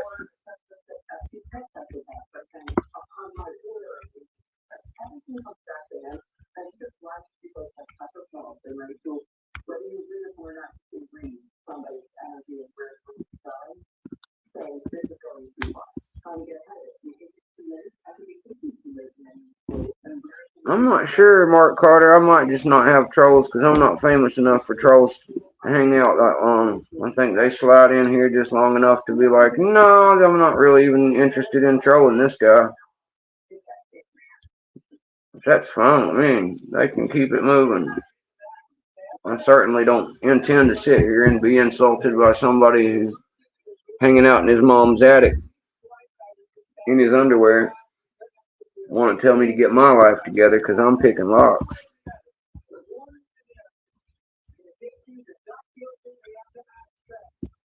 Rule 2 is why you won't tolerate more than 5 trolls in a stream.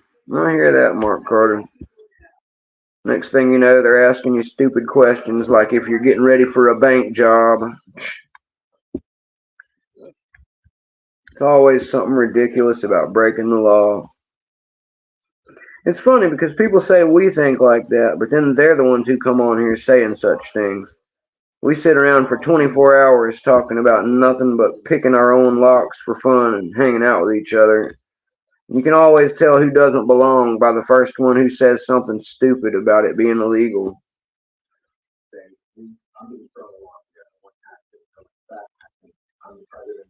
Take yours, Mark? You can keep them, buddy. I think you get trolled because of the time of day you come on, Mark. You keep going on in late hours of the night, there's going to be more trolls lurking. They're all sitting around tweaked out with nothing better to do. Your trolls are tweakers, Mark. That's why they're extra mean. They're all messed up. All messed up. All messed up and nowhere to go. Sitting around talking about, in my day, we went to a rave in an abandoned warehouse. If you didn't die by sunrise, it was a good time.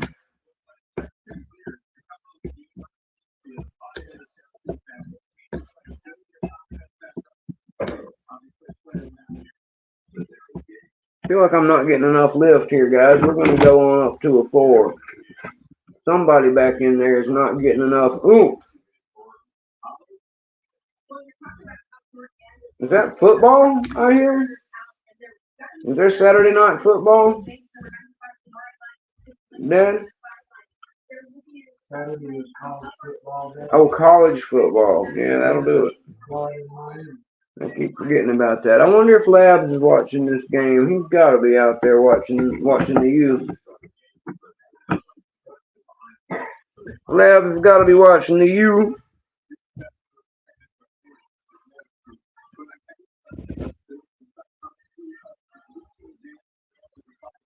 Yeah, you got to get that night watch badge, Mark Carter. They won't come harass you once you have that. It scares all the trolls away. That's why I used it on my very first live stream. Once you get the night watch badge, the trolls aren't allowed to harass you. It's like instant troll away. Troll away.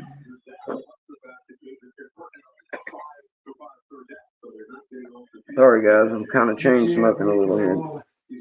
Do what? UCF.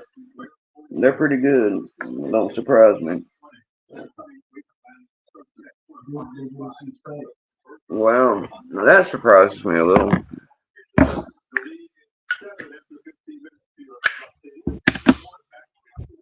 Alright guys, I'm going to reset this thing and start over.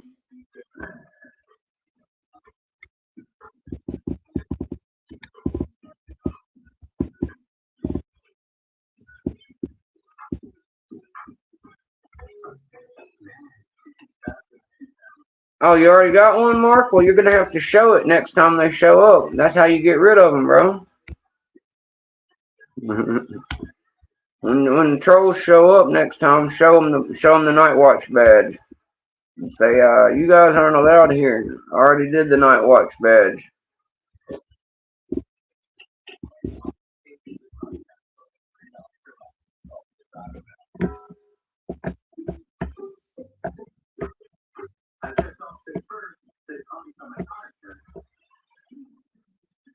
Guys, I don't know if I showed you the keyway on this lock that I'm trying right now, but it is ridiculous.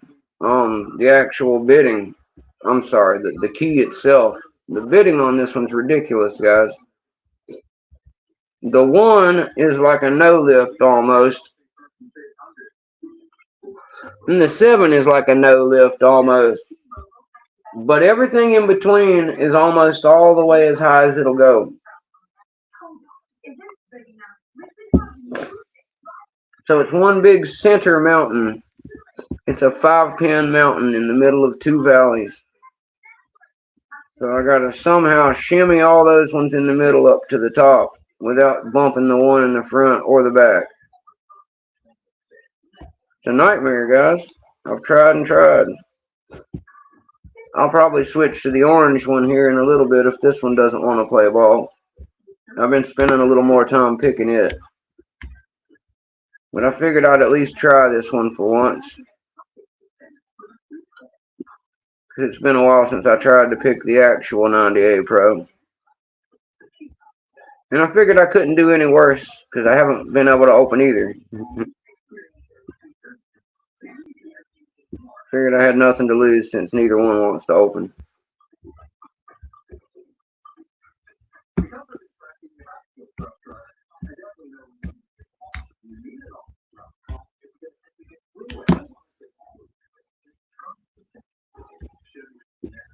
Come on, baby.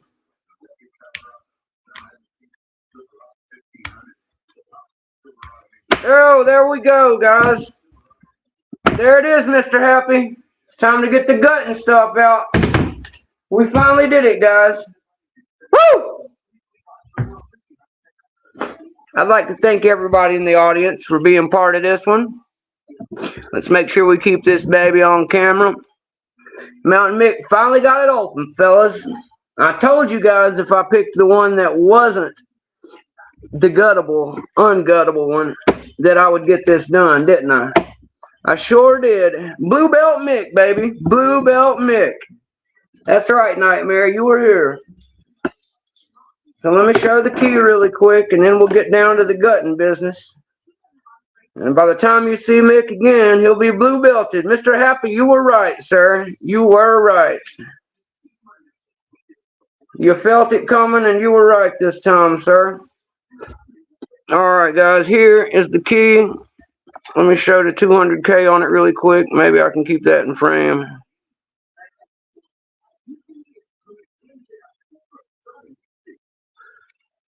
Did everybody see the 200K and the lock in the background? There it is, 200K, pack lock.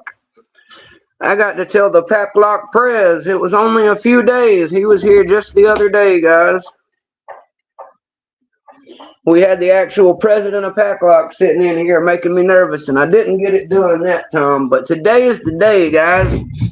Let me get my pen and tray, and we will open this little bad boy up for you. And I will let all you guys see that we finally got her done. Fantabulous. I'm not a green belt anymore, guys. Blue belt Mick. Make it happen, baby. Make it happen. Alrighty. And I think, if I'm not mistaken, I've got the right Allen wrench up here for whenever this occasion happened. Let's see. I might have stuck it somewhere else. Oops, there goes everything. Maybe I did take it out and stick it in the other one. We'll clean all of that mess up later. I don't want to mess up this moment, guys. Now, where is that thing at? It might actually be in the gutter. I know I got one stuck in here. I think that is it. So let's get our pen and tray out here and make sure I stay on camera. We'll see if this is the right one. Oh, of course it's not. How could this have happened? Alright guys, I gotta find the right wrench really quick. I knew it was in there. I still feel it down there. There it is, guys. I've had it stuck in my Sparrows case for a while, just for this occasion. I knew this was going to happen, so here it is, guys. You were right, Mr. Happy. You did say tonight was the night, and I had a feeling that if I used the brown one instead and I had to gut it, that it would finally work out, and it sure did. But you were right, Mr. Happy, and I'm glad that you are here. Thank you.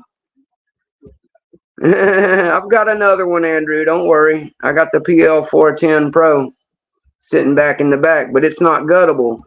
And that's why this one finally decided to open, because it knew I was going to have to keep it on camera. But I told Wild Billiam and you guys that we might get lucky and get both of them open tonight. He opened his. That was about the time I started getting ready to get mine out. And there we have it, guys. M1ck should be blue belted for this one. They might still make me build a challenge lock. I don't think they will. I did do my video of dial decoding. So since I did do a decode, I think they won't make me do the challenge lock. I'm still going to do a challenge lock, though. I'm going to do several. But I'm ready for that blue belt, guys. It's been a long time coming. I was hoping to have this by Christmas at the latest. And this has been a good week or 10 days or so of picking for me. I've actually managed to open a bunch of greens this week on my live. And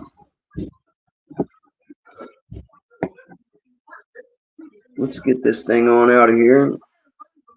We'll leave the body laying here in view. Let me make sure we're still in camera. Yep.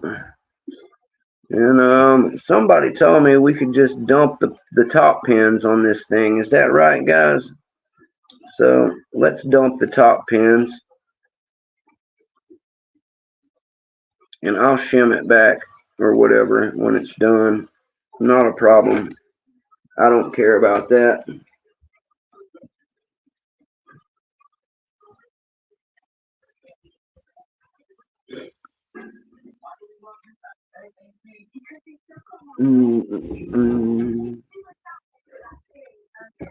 Oopsie.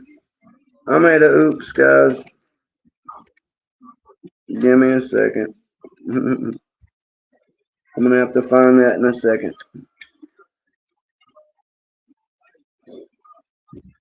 I made a oops because I was excited.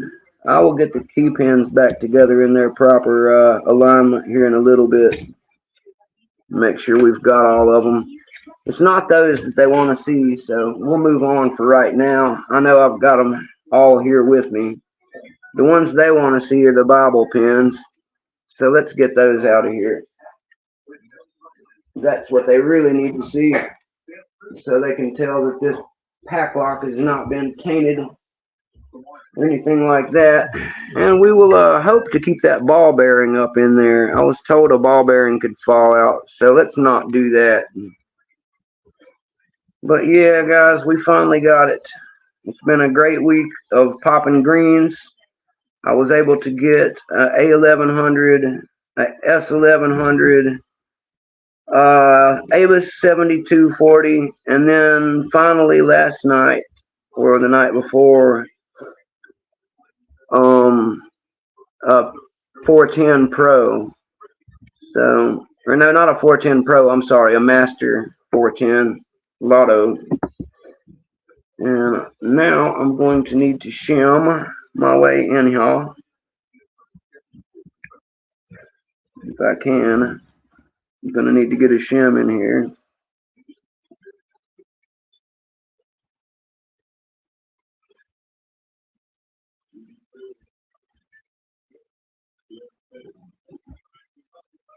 All right, shim. Shimma limma limma. We got our shim going in, guys. Shim going in.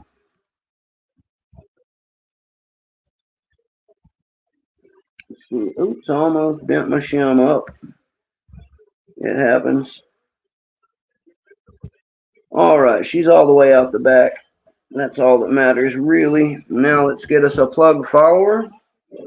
I do have one of those handy as well. It's almost like it was meant to be. Pretty sure this is the right size one here. So let's do the old quick swoop.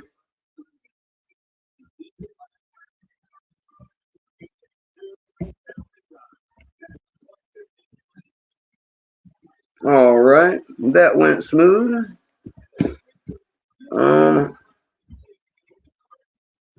As I said, guys, the key pins are all still here.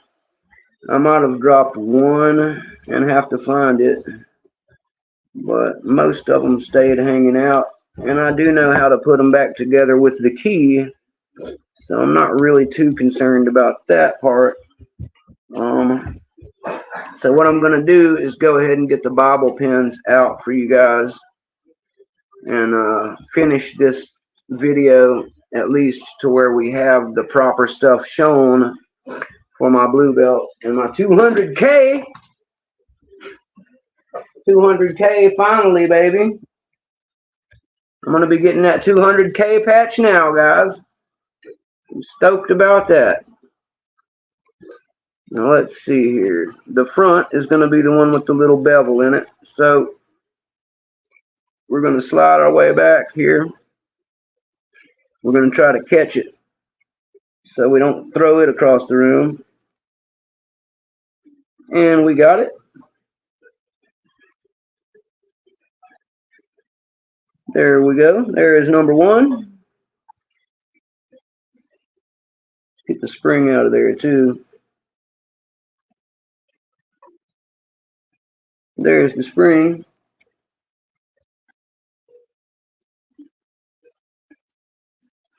First one is a barrel serrated.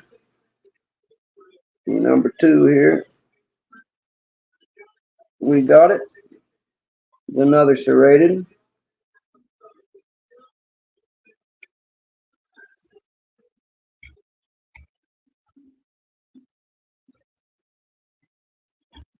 Wow, guys, I really never thought this was going to happen on a live either. I'm glad you guys were here for this one. Because as many times as I've sat down at this same table and got my camera all set up and ready to go, I really never saw it actually happen on a live. And all my lives have been where I've opened stuff lately. And people kept telling me, well, pick it on the live, Mick. And I'm like, I've tried and I failed, but I will continue to try. And I was even telling my dad, Papa Mick, today, that it probably will happen on the live. And here's why, guys, because most of my picking that I've done lately is done on lives anyway. And that is the reason I thought maybe you guys would get to see it. I hoped so. So for everybody who's here right now, I'm really stoked. And I'm finally going to get my real credentials, guys, my 200K and my blue belt that I've been working so hard to get. And it just feels amazing. Thank you, Mr. Happy. I'm super stoked you were here for this. You've been watching me from day one, following my journey. We've been buddies for a long, good time of basically my whole picking career. Like extended family at this point. And I really was glad that you were here. I told you I was going live, and I knew that you would be here if you had time. So it really makes me happy that you were able to be here and see this, because I'd have been kind of sad if I'd have had to tell you about it and tell you to go back and watch it. I'm super stoked that you're here to share this moment. And that goes for all of you who are actually here. Thank you, Nightmare. Well, technically, Nightmare, on my Blue Belt project, I already did a video of decoding dial style master lock, and you can use that for your project. So I'm probably going to tell them to let me submit that as my actual Blue Belt project, which means as long as they are accepting that, then I just got my Blue Belt just now. I will still be building some challenge locks though, so don't you worry.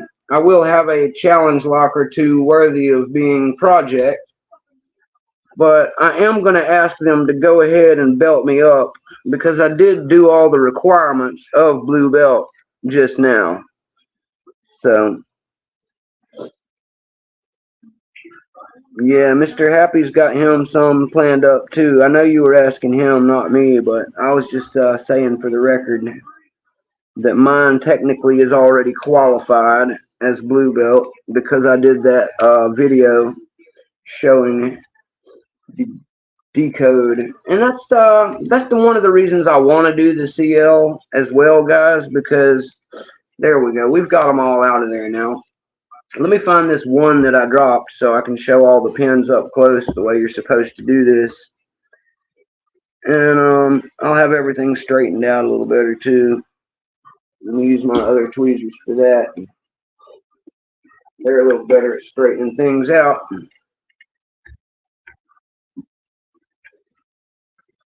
And we will get all the key and everything lined up the way I usually do it, so I can take me a big pretty photo, because since this is definitely now qualifies as the hardest lock Mountain Mick has ever picked, I'm super stoked that I finally got it open, guys. And you can bet that when Mountain Mick gets this video done here in a second, it is unlikely I will be picking anything else today. I will hang out and talk to you guys. We'll have a good time. But I don't think anything I have here right now could top this.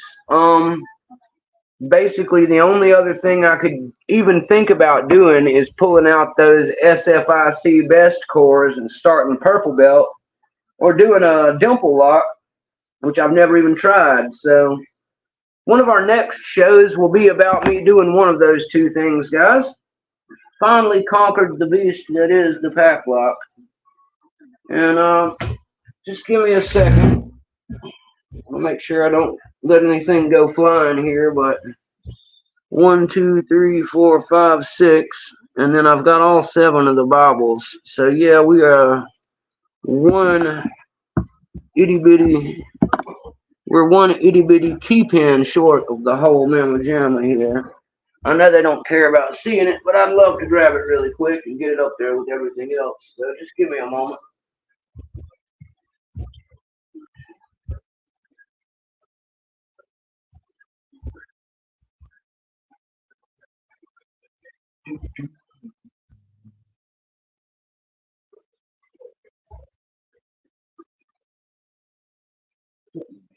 far. Couldn't have gone too far. It might even be on the table. There's so much stuff up here right now, guys. I didn't see which direction it went. Just for the sake of my video, though, let me bring this over so that way I can at least give good proof that my pack lock was picked, done, and everything was lined up over here.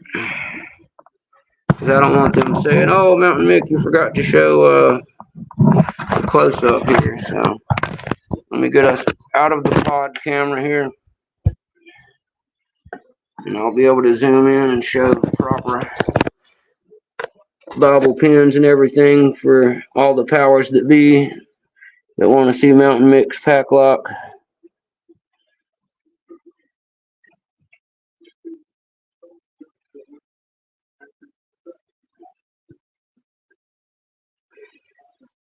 Alright. Now focus you.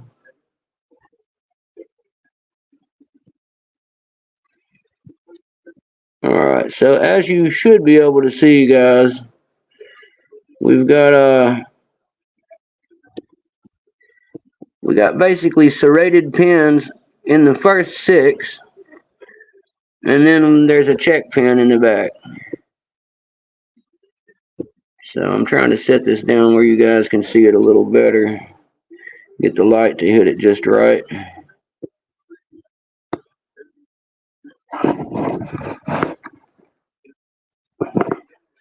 Focus, you devil. There we go. Let's pan over a little bit. Maybe I'll even show them this way.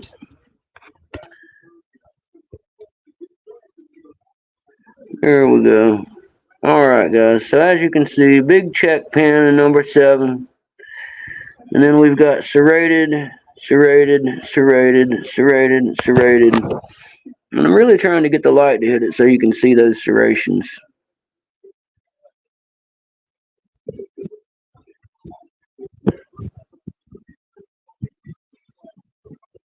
Come on, you dirty thing, you. There we go. I'm hoping you guys can see that a little bit. See that it's serrated pins. Matter of fact, let me show them one at a time so there's no question about this. That's what I'll do. So first we'll take this one here and show it.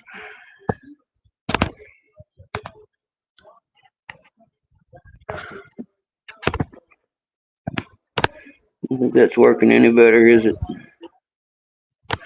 Anyway, it's hard to show, guys. It really is.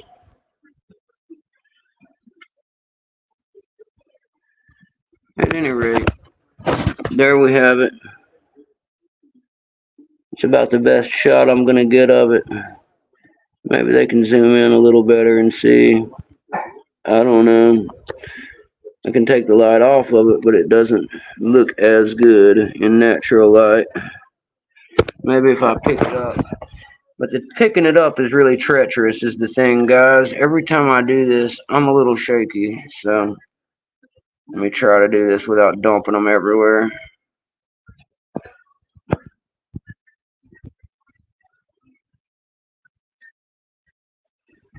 Come on and focus, you stupid thing.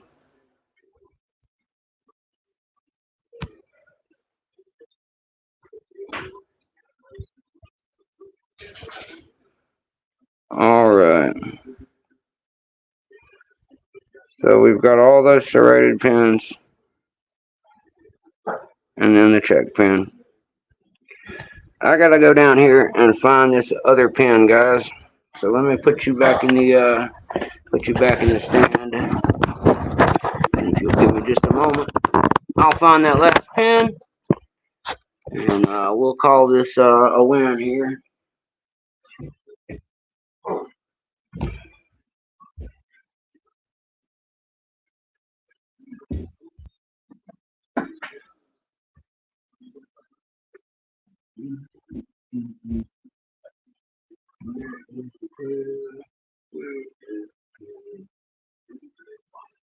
Where is the key pin?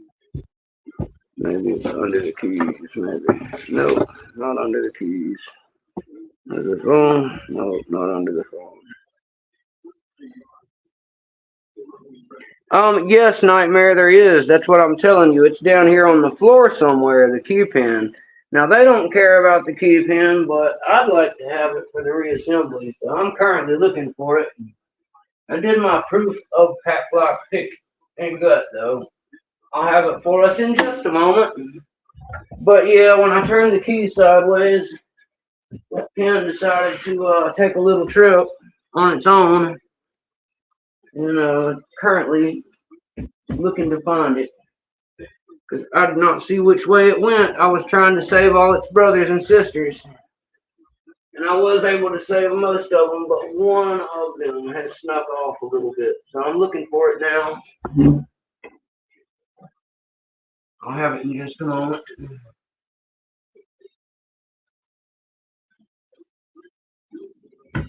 The good thing is we're in a wood kitchen floor situation. So not lost in carpet or disappeared or anything. It's a finite area it has to be in. I do have a few magnets I can try to roll around and find it with, but that usually doesn't work any better if you don't know where it's at. So I'm just trying to do the old eyeballing it method at the moment. Maybe I'll run into it here in just a moment.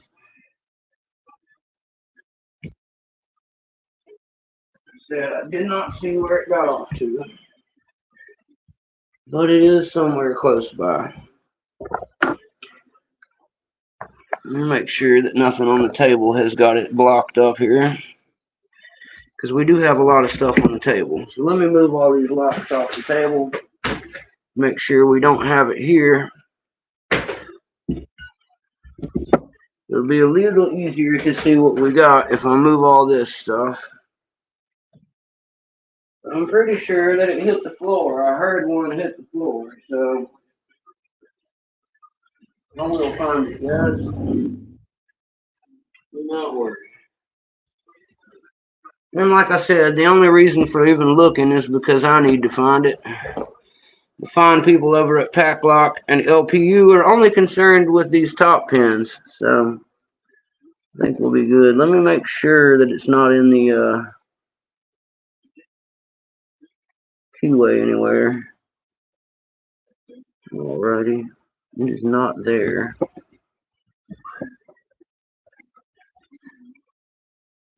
Yeah, exactly. GK man, you're right. It's a brass pin, so magnet is useless in this situation. Brass and magnets just don't work together. That's why when you work at a junkyard, you keep a magnet like I have on my man purse, because you can use that to check the metals with. And if it is a ferrous or non-ferrous metal, you'll be able to tell by the magnet. It either has iron in it or steel, or it does not. And if it does not, it is not magnetic.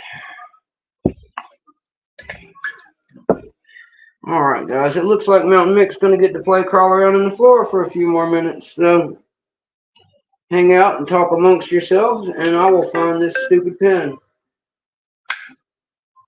If everybody's still here and hanging out, thank you very much. I'm glad that we actually got this done. Sorry that I rocket shipped one of my key pins. It's not the plan that I had started with. But if I'm fair, I didn't plan to actually pick it. Oh, where is that stupid thing? It's an itty bitty piece of grass.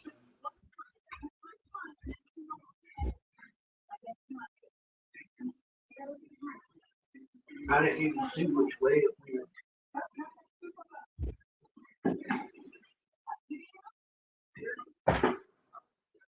Only bummer about my floor, guys, is the floor is brown. So brass and brown aren't exactly easy to see against each other.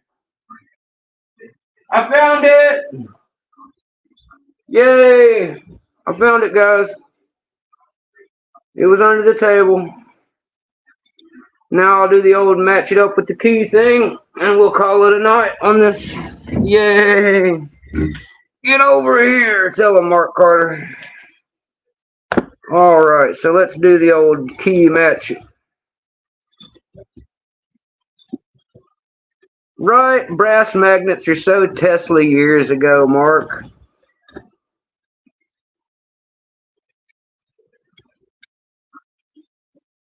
So we're going to do this the easy way. We're going to stick the key back in to the plug. And then we're going to take some tweezers and play the old "this one fits in that hole" game. Now, this deepest one has got to be one of these two. That's one. Boop. I might have even kept them all in order, guys. We're about to find out. 2. No, I think I got 2 and 3 switched when we dropped it. 3. Oh, no, that's not it either. It's longer than that one. So I got 3 switched in there into 2. There we go. And the next one seems to be a little bit higher, so we'll use this one. Oops, that's too tall. That's too tall. That's too tall. Now let's try the ones we got left, guys. The tall one should be down here on the end.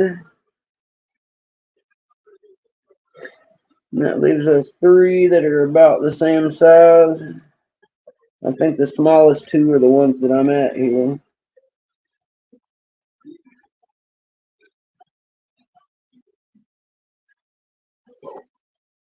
And then that short one goes here. And oops. And this one goes there. So that one is number 5.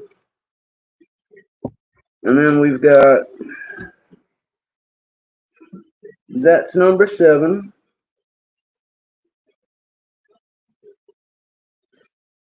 Number 6.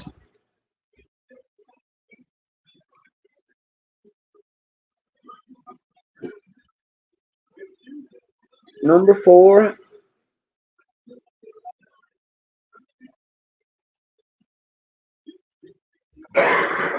Number 3.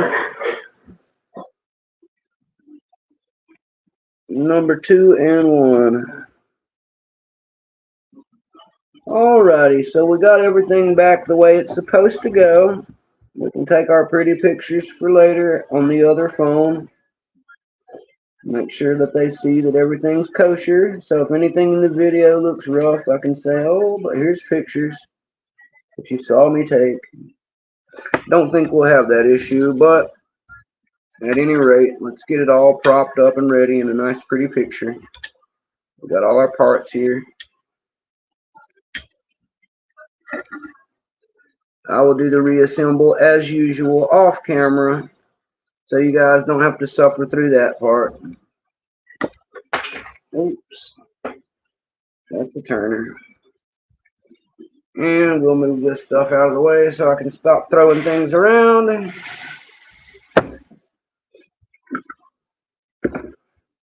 And let's get all of this out of the way.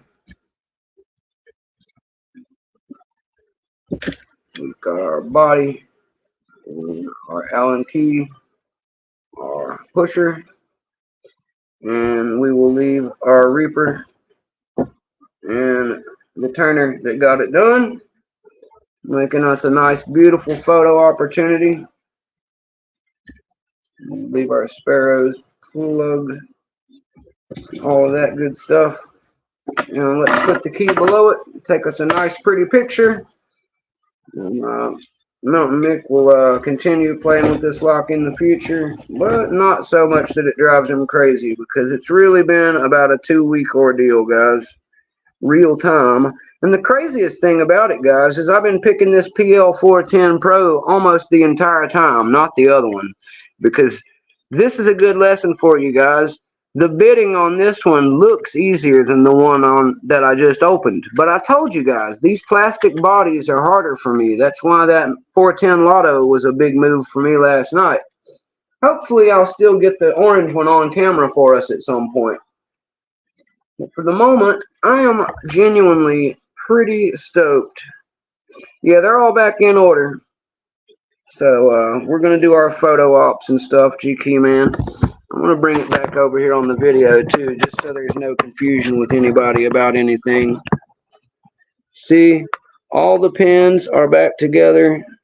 They're in the appropriate order with the key. All's well. You've all bared witness. We do have everything back together in a nice orderly fashion. And you can see that there are serrated. Now we can actually see it. See the serrations, guys? There are serrations on 1 through 6. And 7 is just a check pin. Anyway, come on, focus you. There we go. So there, from left to right.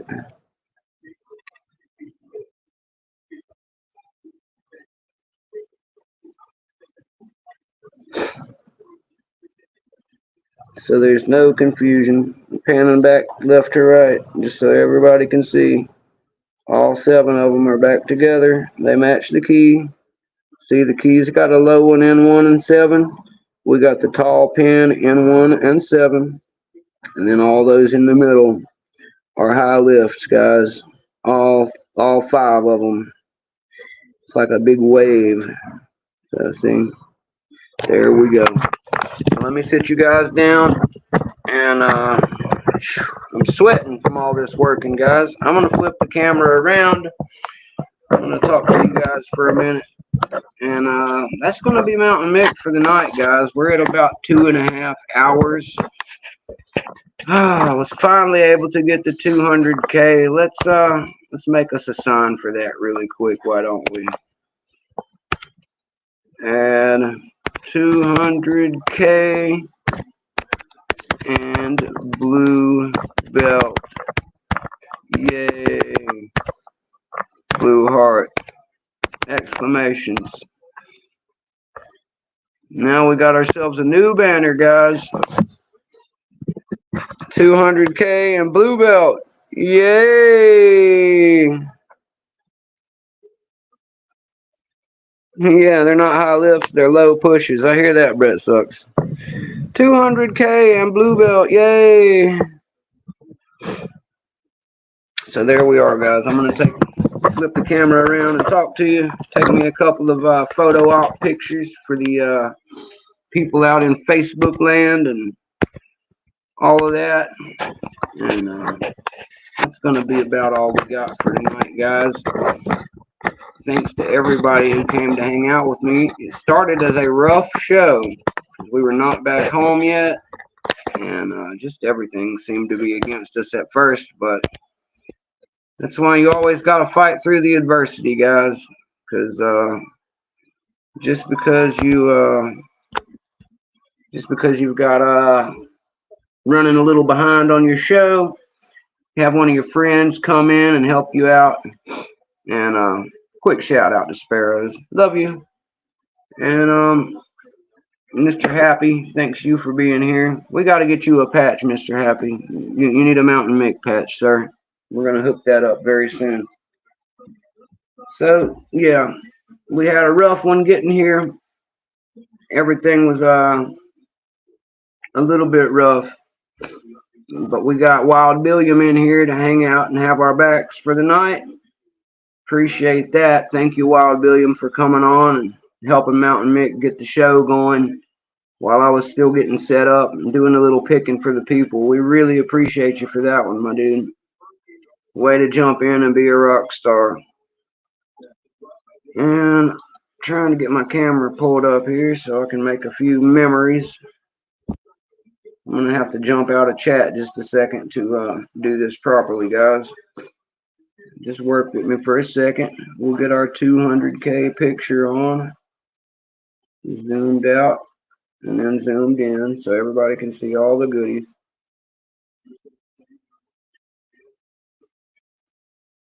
All right. Now we zoom in and get a picture of the pinning for all those pin lookers.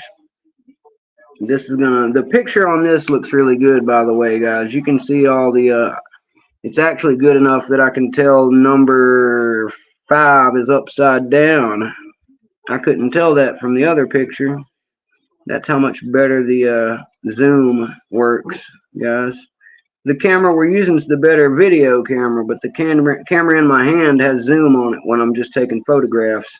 And that makes all the difference on these little macro pictures. So I'm at like 2 times zoom. The lighting is perfect. You can see all the little serrations, the keys in the picture. We'll zoom out one more time and get us a every tool used picture with the body and all in there.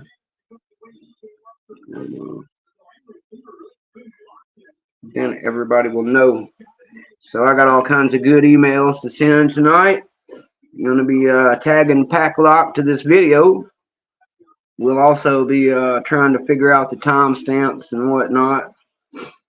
We'll be sharing video proof. I noticed, for anybody curious, Mr. Dean P is live right now, guys. So if one of you gentlemen who's my mods with the blue wrench would be so kind, thank you, GK, man. I just got back and saw you. Told me great job. Thank you. Also, thank you also, Mark Carter, for congratulating me. He's off to eat hot foods. Enjoy. Yeah, I'm picking it upside down, Brett. You know that, brother. We put the Bible towards God like it's supposed to be. In America, we put the Bible towards God, Mark. You and your ungodly British ways, that's the problem with you guys. You put the Bible on top, sir. Then you'll get things straightened back out. You'll start picking like a good Christian.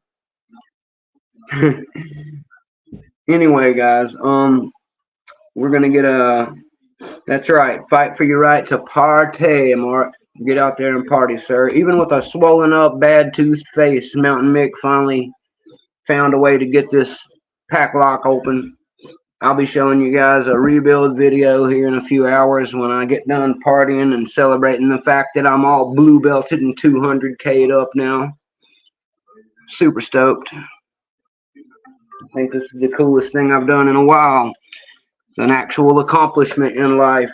I've seen those really fancy certificates people get about lockpicking and how this is a monument and a landmark lock. And it is, guys. Out of all the picking that I've done, this lock has given me far more trouble than any of the other ones I picked. And I've been able to open some pretty decently hard ones in the last 10 days. But I've been working on this lock, guys, and its sister for about 2 or 3 weeks at least. And I mean like an hour or 2 a night each. So it was no easy feat for me. The 200K challenge is no BS. If you can pick a 200K, my hat is off to you, because it's taken me almost 4 months to get my picking up to where I was able to do it. And when I say that, I mean to tell you that you would have to live in a hole and pick 8 or 10 hours a day to get where I'm talking about, because my hole is a trailer on the mountain, but that's how much picking that I've been doing. So if you think that you're going to do this picking for 30 minutes at the end of the day every day, it's going to take you exponentially longer. That's all I'm trying to say. Be realistic with your expectations. I try to show failure on my channel as much as I am good at showing, but that makes the victories sweeter too, guys. I've had this lock and its sister on before on live, and both of them, there went the ball bearing that they told me not to fling. I found it. It's still nice and greasy. They told me not to fling this ball bearing, guys, but you knew the way this was going, that there was no way I wasn't going to do that. So, ball bearing, get back down in there. You have no business. hanging out here in the real world. This is not your place. So get back in there. Anyway, there we are. Ball bearing is back in its home. And I think everything will work the way it's supposed to whenever I put her back together. We're certainly going to hope so. Yep, she went back in her hole. So all's well. Ball bearing is back in its home. I'll get it back together and make it work.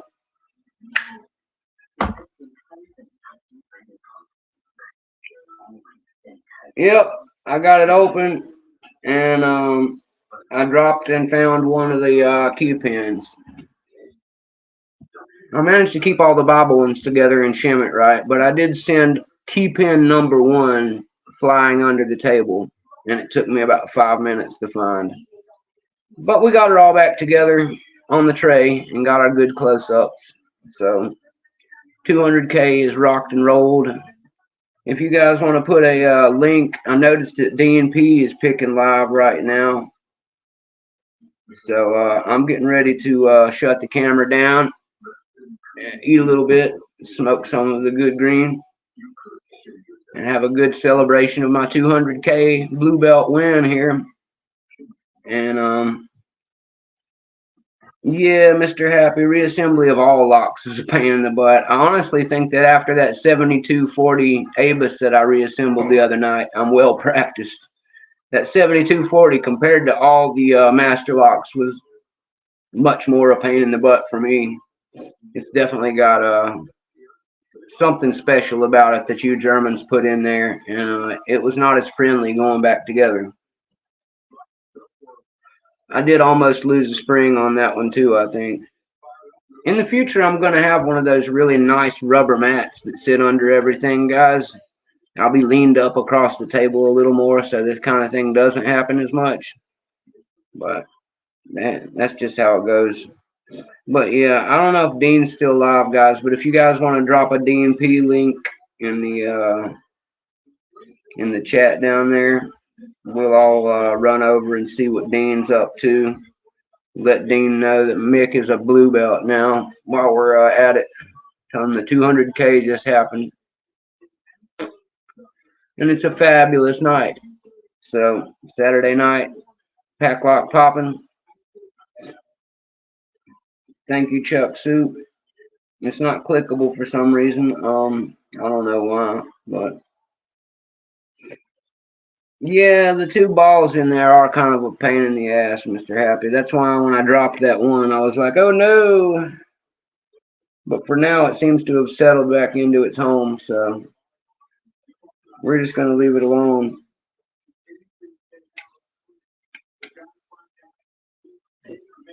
Yeah, we're definitely going to leave it alone. We don't want any part of that. Those are anti-shimming devices or something, aren't they? The ball bearings. G Keyman, are those ball bearings for anti-shim protection? Do you know? I think you would know the most. But if anybody else knows, feel free to chime in and let me know what the ball bearings are actually for. I think I've heard that they are for shimming to hold basically the 2 loops in the shackle in place without being able to pop them as easy. I don't know if that's right.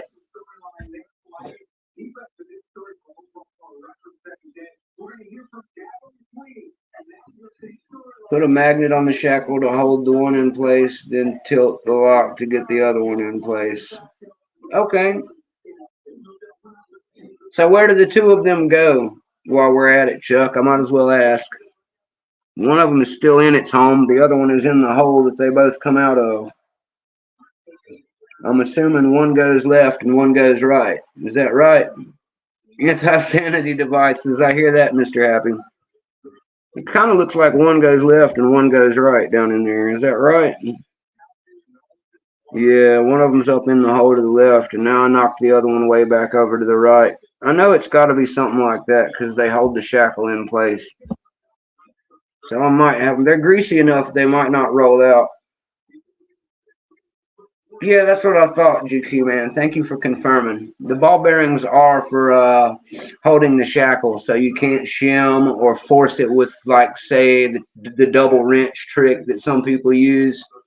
The double wrench trick doesn't work if those bearings are in there, as far as I know. It makes it impossible to roll past until it's actually moved out of the way. And my understanding is, if you look at the way this core is built, see these two little indentions on the side? If I hold it this way, it's easier to see. Those two little indentions on the side are there because when it's turned one way, it holds the balls out in their little homes where they live. And if you turn it to the right spot, they will fall inward into these holes. And that allows it to pop the shackle. I'm not a complete locksmith or lock engineer yet, guys, but I am a mechanic and I do know a good bit about parts engineering, so I feel pretty confident about that explanation. Feel free to correct me if I missed anything. I'm no rocket scientist, but I have built a few things in my life. One is smaller than the other. Well, that's okay, Mr. Happy, because only one of them came out of its home. The other one is nestled in there with a bunch of grease, so it's going to be in its home anyway. I'm pretty sure that they're back in the correct places. You can tell probably by the notches in the things that I was just talking about. I don't know. Anyway, yeah, they would have to be some big wrenches, GK. Yeah, exactly. You have to break the actual body, and this is an aluminum body, guys. So if you're going to use two wrenches to bust a pack lock open, you better have the Incredible Hulk or GQ Man with you. GQ Man's not going to do the two wrench though. He's going to get you in it for real, because that's what we do.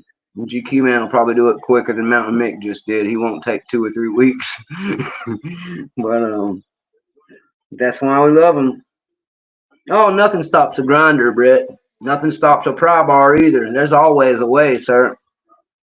You can get the jaws of life, an angle grinder, a Halligan tool. There's a lot of ways to force entry. I'm into the more subtle. I like to be a ninja, Metal Gear Solid. I don't like to go in there full commando unless I have to. You know what I mean? If you're a one-man army, John Rambo's not the way, guys. That's how you get shot. You got to sneak around. You got to be slithery and slick with it. Anyway, yeah, Mr. Happy, the grease from my first A1100 would have been enough for mine, yours, and everybody in this chat. It leaked down into the plug and actually froze everything up to where nothing but the key would work. Key would still open it just fine. I think that that's an interesting way to make only a key work. A lock full of grease is really hard to pick, but the key still works from what I can tell. So just pack a bunch of grease in your locks and they'll be anti-pick. Until that first hot day that it all comes gooey and leaking out the bottom. You have to keep repacking it like a safe dial or whatever. Pipe wrench on the lock body will twist the shackle out. Oh, well, good deal, Chuck Soup. Chuck Soup says he used my live to do surgery and it was a success. Well, rockin', brother. I used the live that you weren't here for to finally get my 200K and my blue belt. Oh, and I dropped the ball bearing again. I'm going to stop picking this thing up and showing it, guys. Oopsie. Get back in there, Barry. I do like that idea with the magnet against the shackle, though. That was a good idea. Whichever one of you guys said that. That was some quality. That was a good, probably would work type trick there. All right. It seems like they're both in their home and all greased up. Let's not shake them around too much. I'd love for them to actually go back together. Now that I've picked this Mama Jamma, I might even dump it off to one of my English buddies. I don't know. I don't like getting rid of gift locks, but I got a couple of Englishmen who would kill for a Packlock 90A Pro. And I also need to give one to Runesmith, who's building me a 3-pack of picks. So, if that should happen to come in soon, I don't think I'll cheap out on him and send him this one. I'll probably pass him along the one we just picked, if I don't have the money to get another one yet. I'd love to give him a brand new one, but he'll be getting this one if nothing else, because I'm going to get him a Chubb battleship just for his troubles, because I love him. But anyway, yes, the balls of madness. The balls of madness. You're right, Mr. Happy. I'm gonna try and cram a core back in this thing before any of those balls try to creep out again. GK Man says, "Hey, Matt's Lock Shop." That's not what GK says, but I seen Matt just creep in. Matt's, I just did my 200K blue belt pop finally. I'm gonna hold it upside down so I don't lose the ball bearings this time. But I already did all of that. You're catching the end of the show, but that's okay, brother. Thank you for showing up to support Mountain Mick. Don't forget to hit the like button before we end, guys. I'd love to make the 200K video actually make it to some people. I'll be sharing this thing all around the world like I promised I would, now that I finally popped it. And the Mountain Mick picker stock is rising every day, guys. Soon I'll be fighting the SFICs and flags, dimples. I'll even get out that DD pick and we'll really start doing some crazy stuff. I'm making it in the world a little bit as a picker finally. So no promises ever made, but I will deliver eventually. I can promise you that much. Eventually, I always deliver. I was a pizza man for years, so take that as an advice and run with it. I might stop to get myself a snack and burn one on the way, but I'll get there. It'll still be piping hot. Kermit in pain. Yeah. The green ball in the left hand, the green ball in the right. Oh, you guys. That's hilarious, GK. Yeah, Santa's undivided attention, Chuck suit. All right, guys. Well, Mountain Mick's going to turn on the actual goodbye sign, as much as it pains me to turn off my 200K blue belt sign. What? I'm very happy about that one. I'm leaving it so I can show everybody next time who wasn't here. Let's make sure to get the dog pack woof, woof, woof. This one's getting hashtagged with dog pack lock sport. You can believe that. I even talked to the guys from Tool today. I think I'm going to start me a chapter of Tool down in the South Florida where they don't have one yet. So that's what you can look forward to see Mountain Mick doing in the next couple of months, guys. Since I finally got blue belted up and got my 200K, we're going to go start a Tool chapter in Florida, baby. So look forward to that. And dog pack is growing. Woof. We got all the big dogs in the house. And we're going to give it this one, guys. See you in my next live stream. Love Mountain Mick. I appreciate you guys all coming. Everybody who stuck around long enough to see Mountain Mick pop that 200K, finally get his blue belt worthiness. And thank you for the hashtag Wolf, Mr. Happy. Got nothing but love for you, brother. And if Dean's still rolling, I'm gonna hop over there, guys. Whenever he's done, I will be hanging in the dog pack chats and whatnot. So if you want to catch Mountain Mick, catch him over there. It's time to do a little self-care off camera, a little pause for the cause, a little celebration for the blue belt 200K that I've worked so hard to make happen. So again, Pack Lock, your lock is a beast. Thank you for working with the lock sport community and letting us work with you. I can tell anybody who wants a secure lock on their stuff in the future that yes, indeed, a Packlock 98 Pro is very secure for holding your items. Even I have spent 4 months basically learning to lockpick, and it's taken me every bit of that time to prepare myself for opening this lock. So you're not going to have random hooligans getting into it the picky way. They're going to have to do it the old school criminally way. So we hope that doesn't happen. All right, his is still rolling, guys. So let's get over to Dean. I'm going to hit the big red button. I see you guys over there. Mountain Mix out of here. 200K, baby. Blue belt. Woo! Woof! Woof. I see my big dogs over at D&P. Have a good night. Enjoy your Saturday. Be safe. Mountain Mick loves you. I'm out of here.